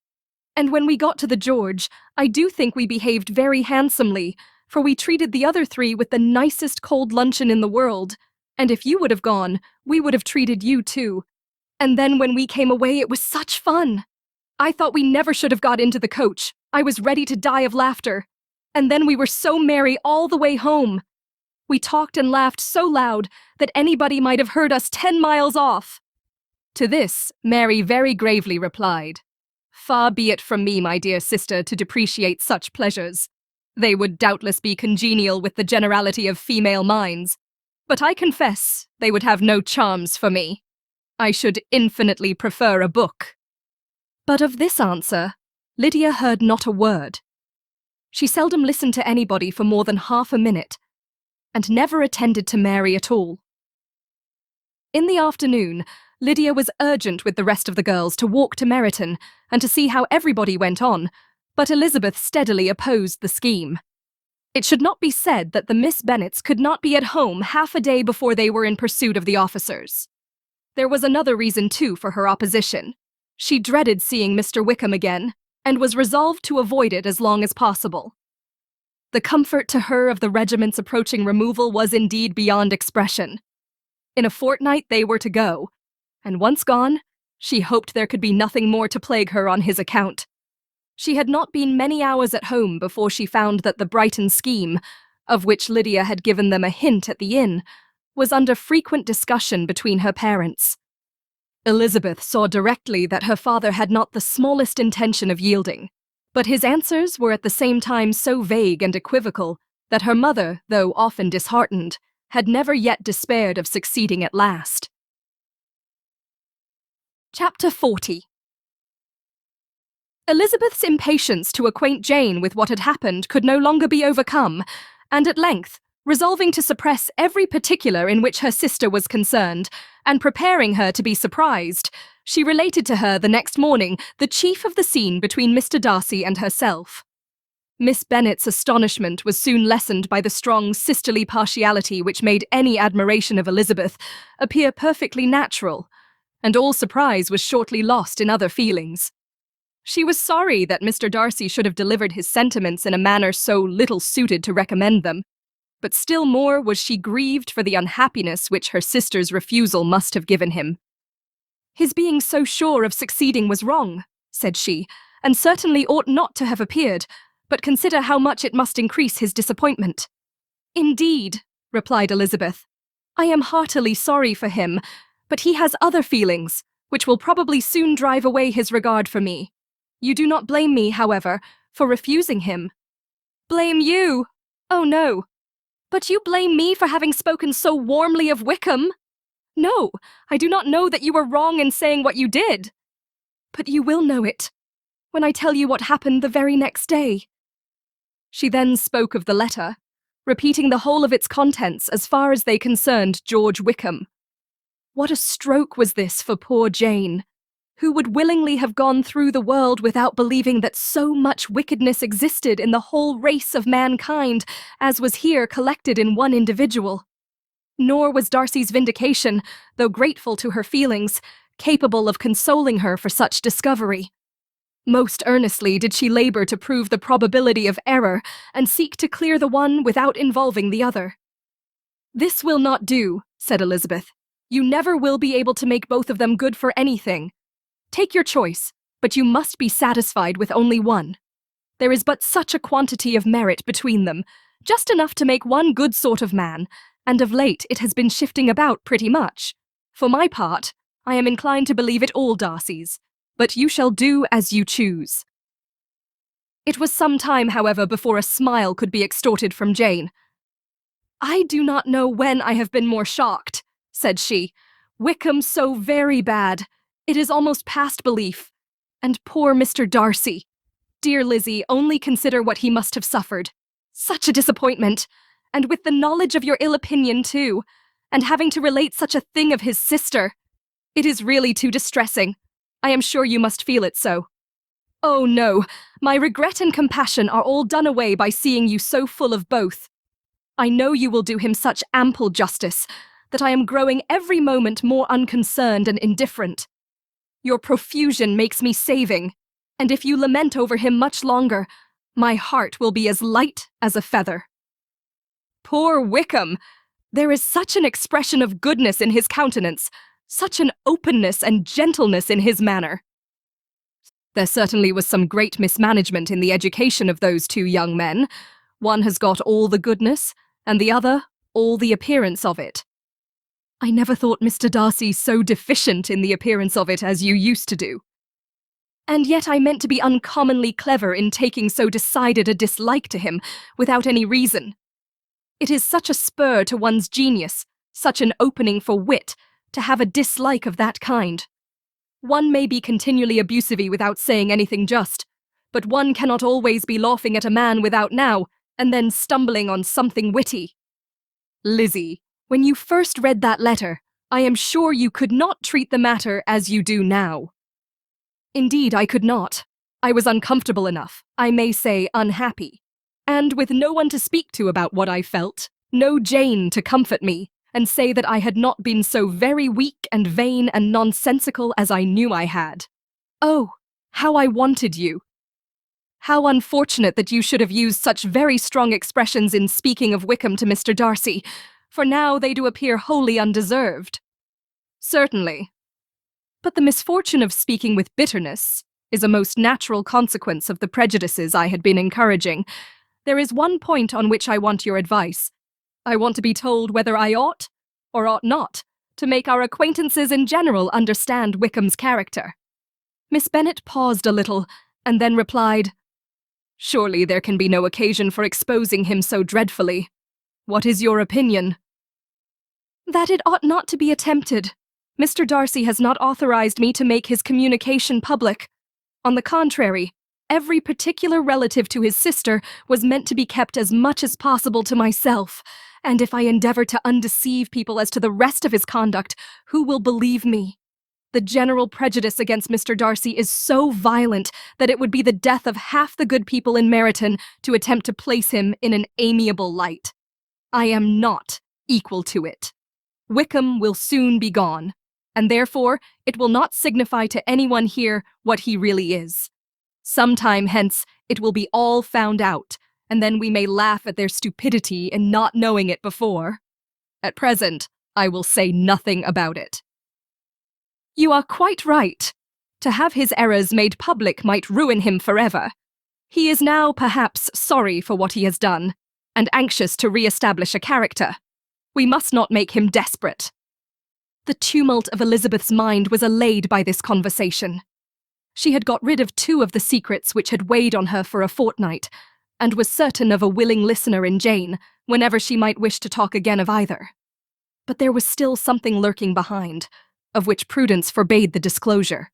She dared not relate the other half of Mr. Darcy's letter, nor explain to her sister how sincerely she had been valued by her friend.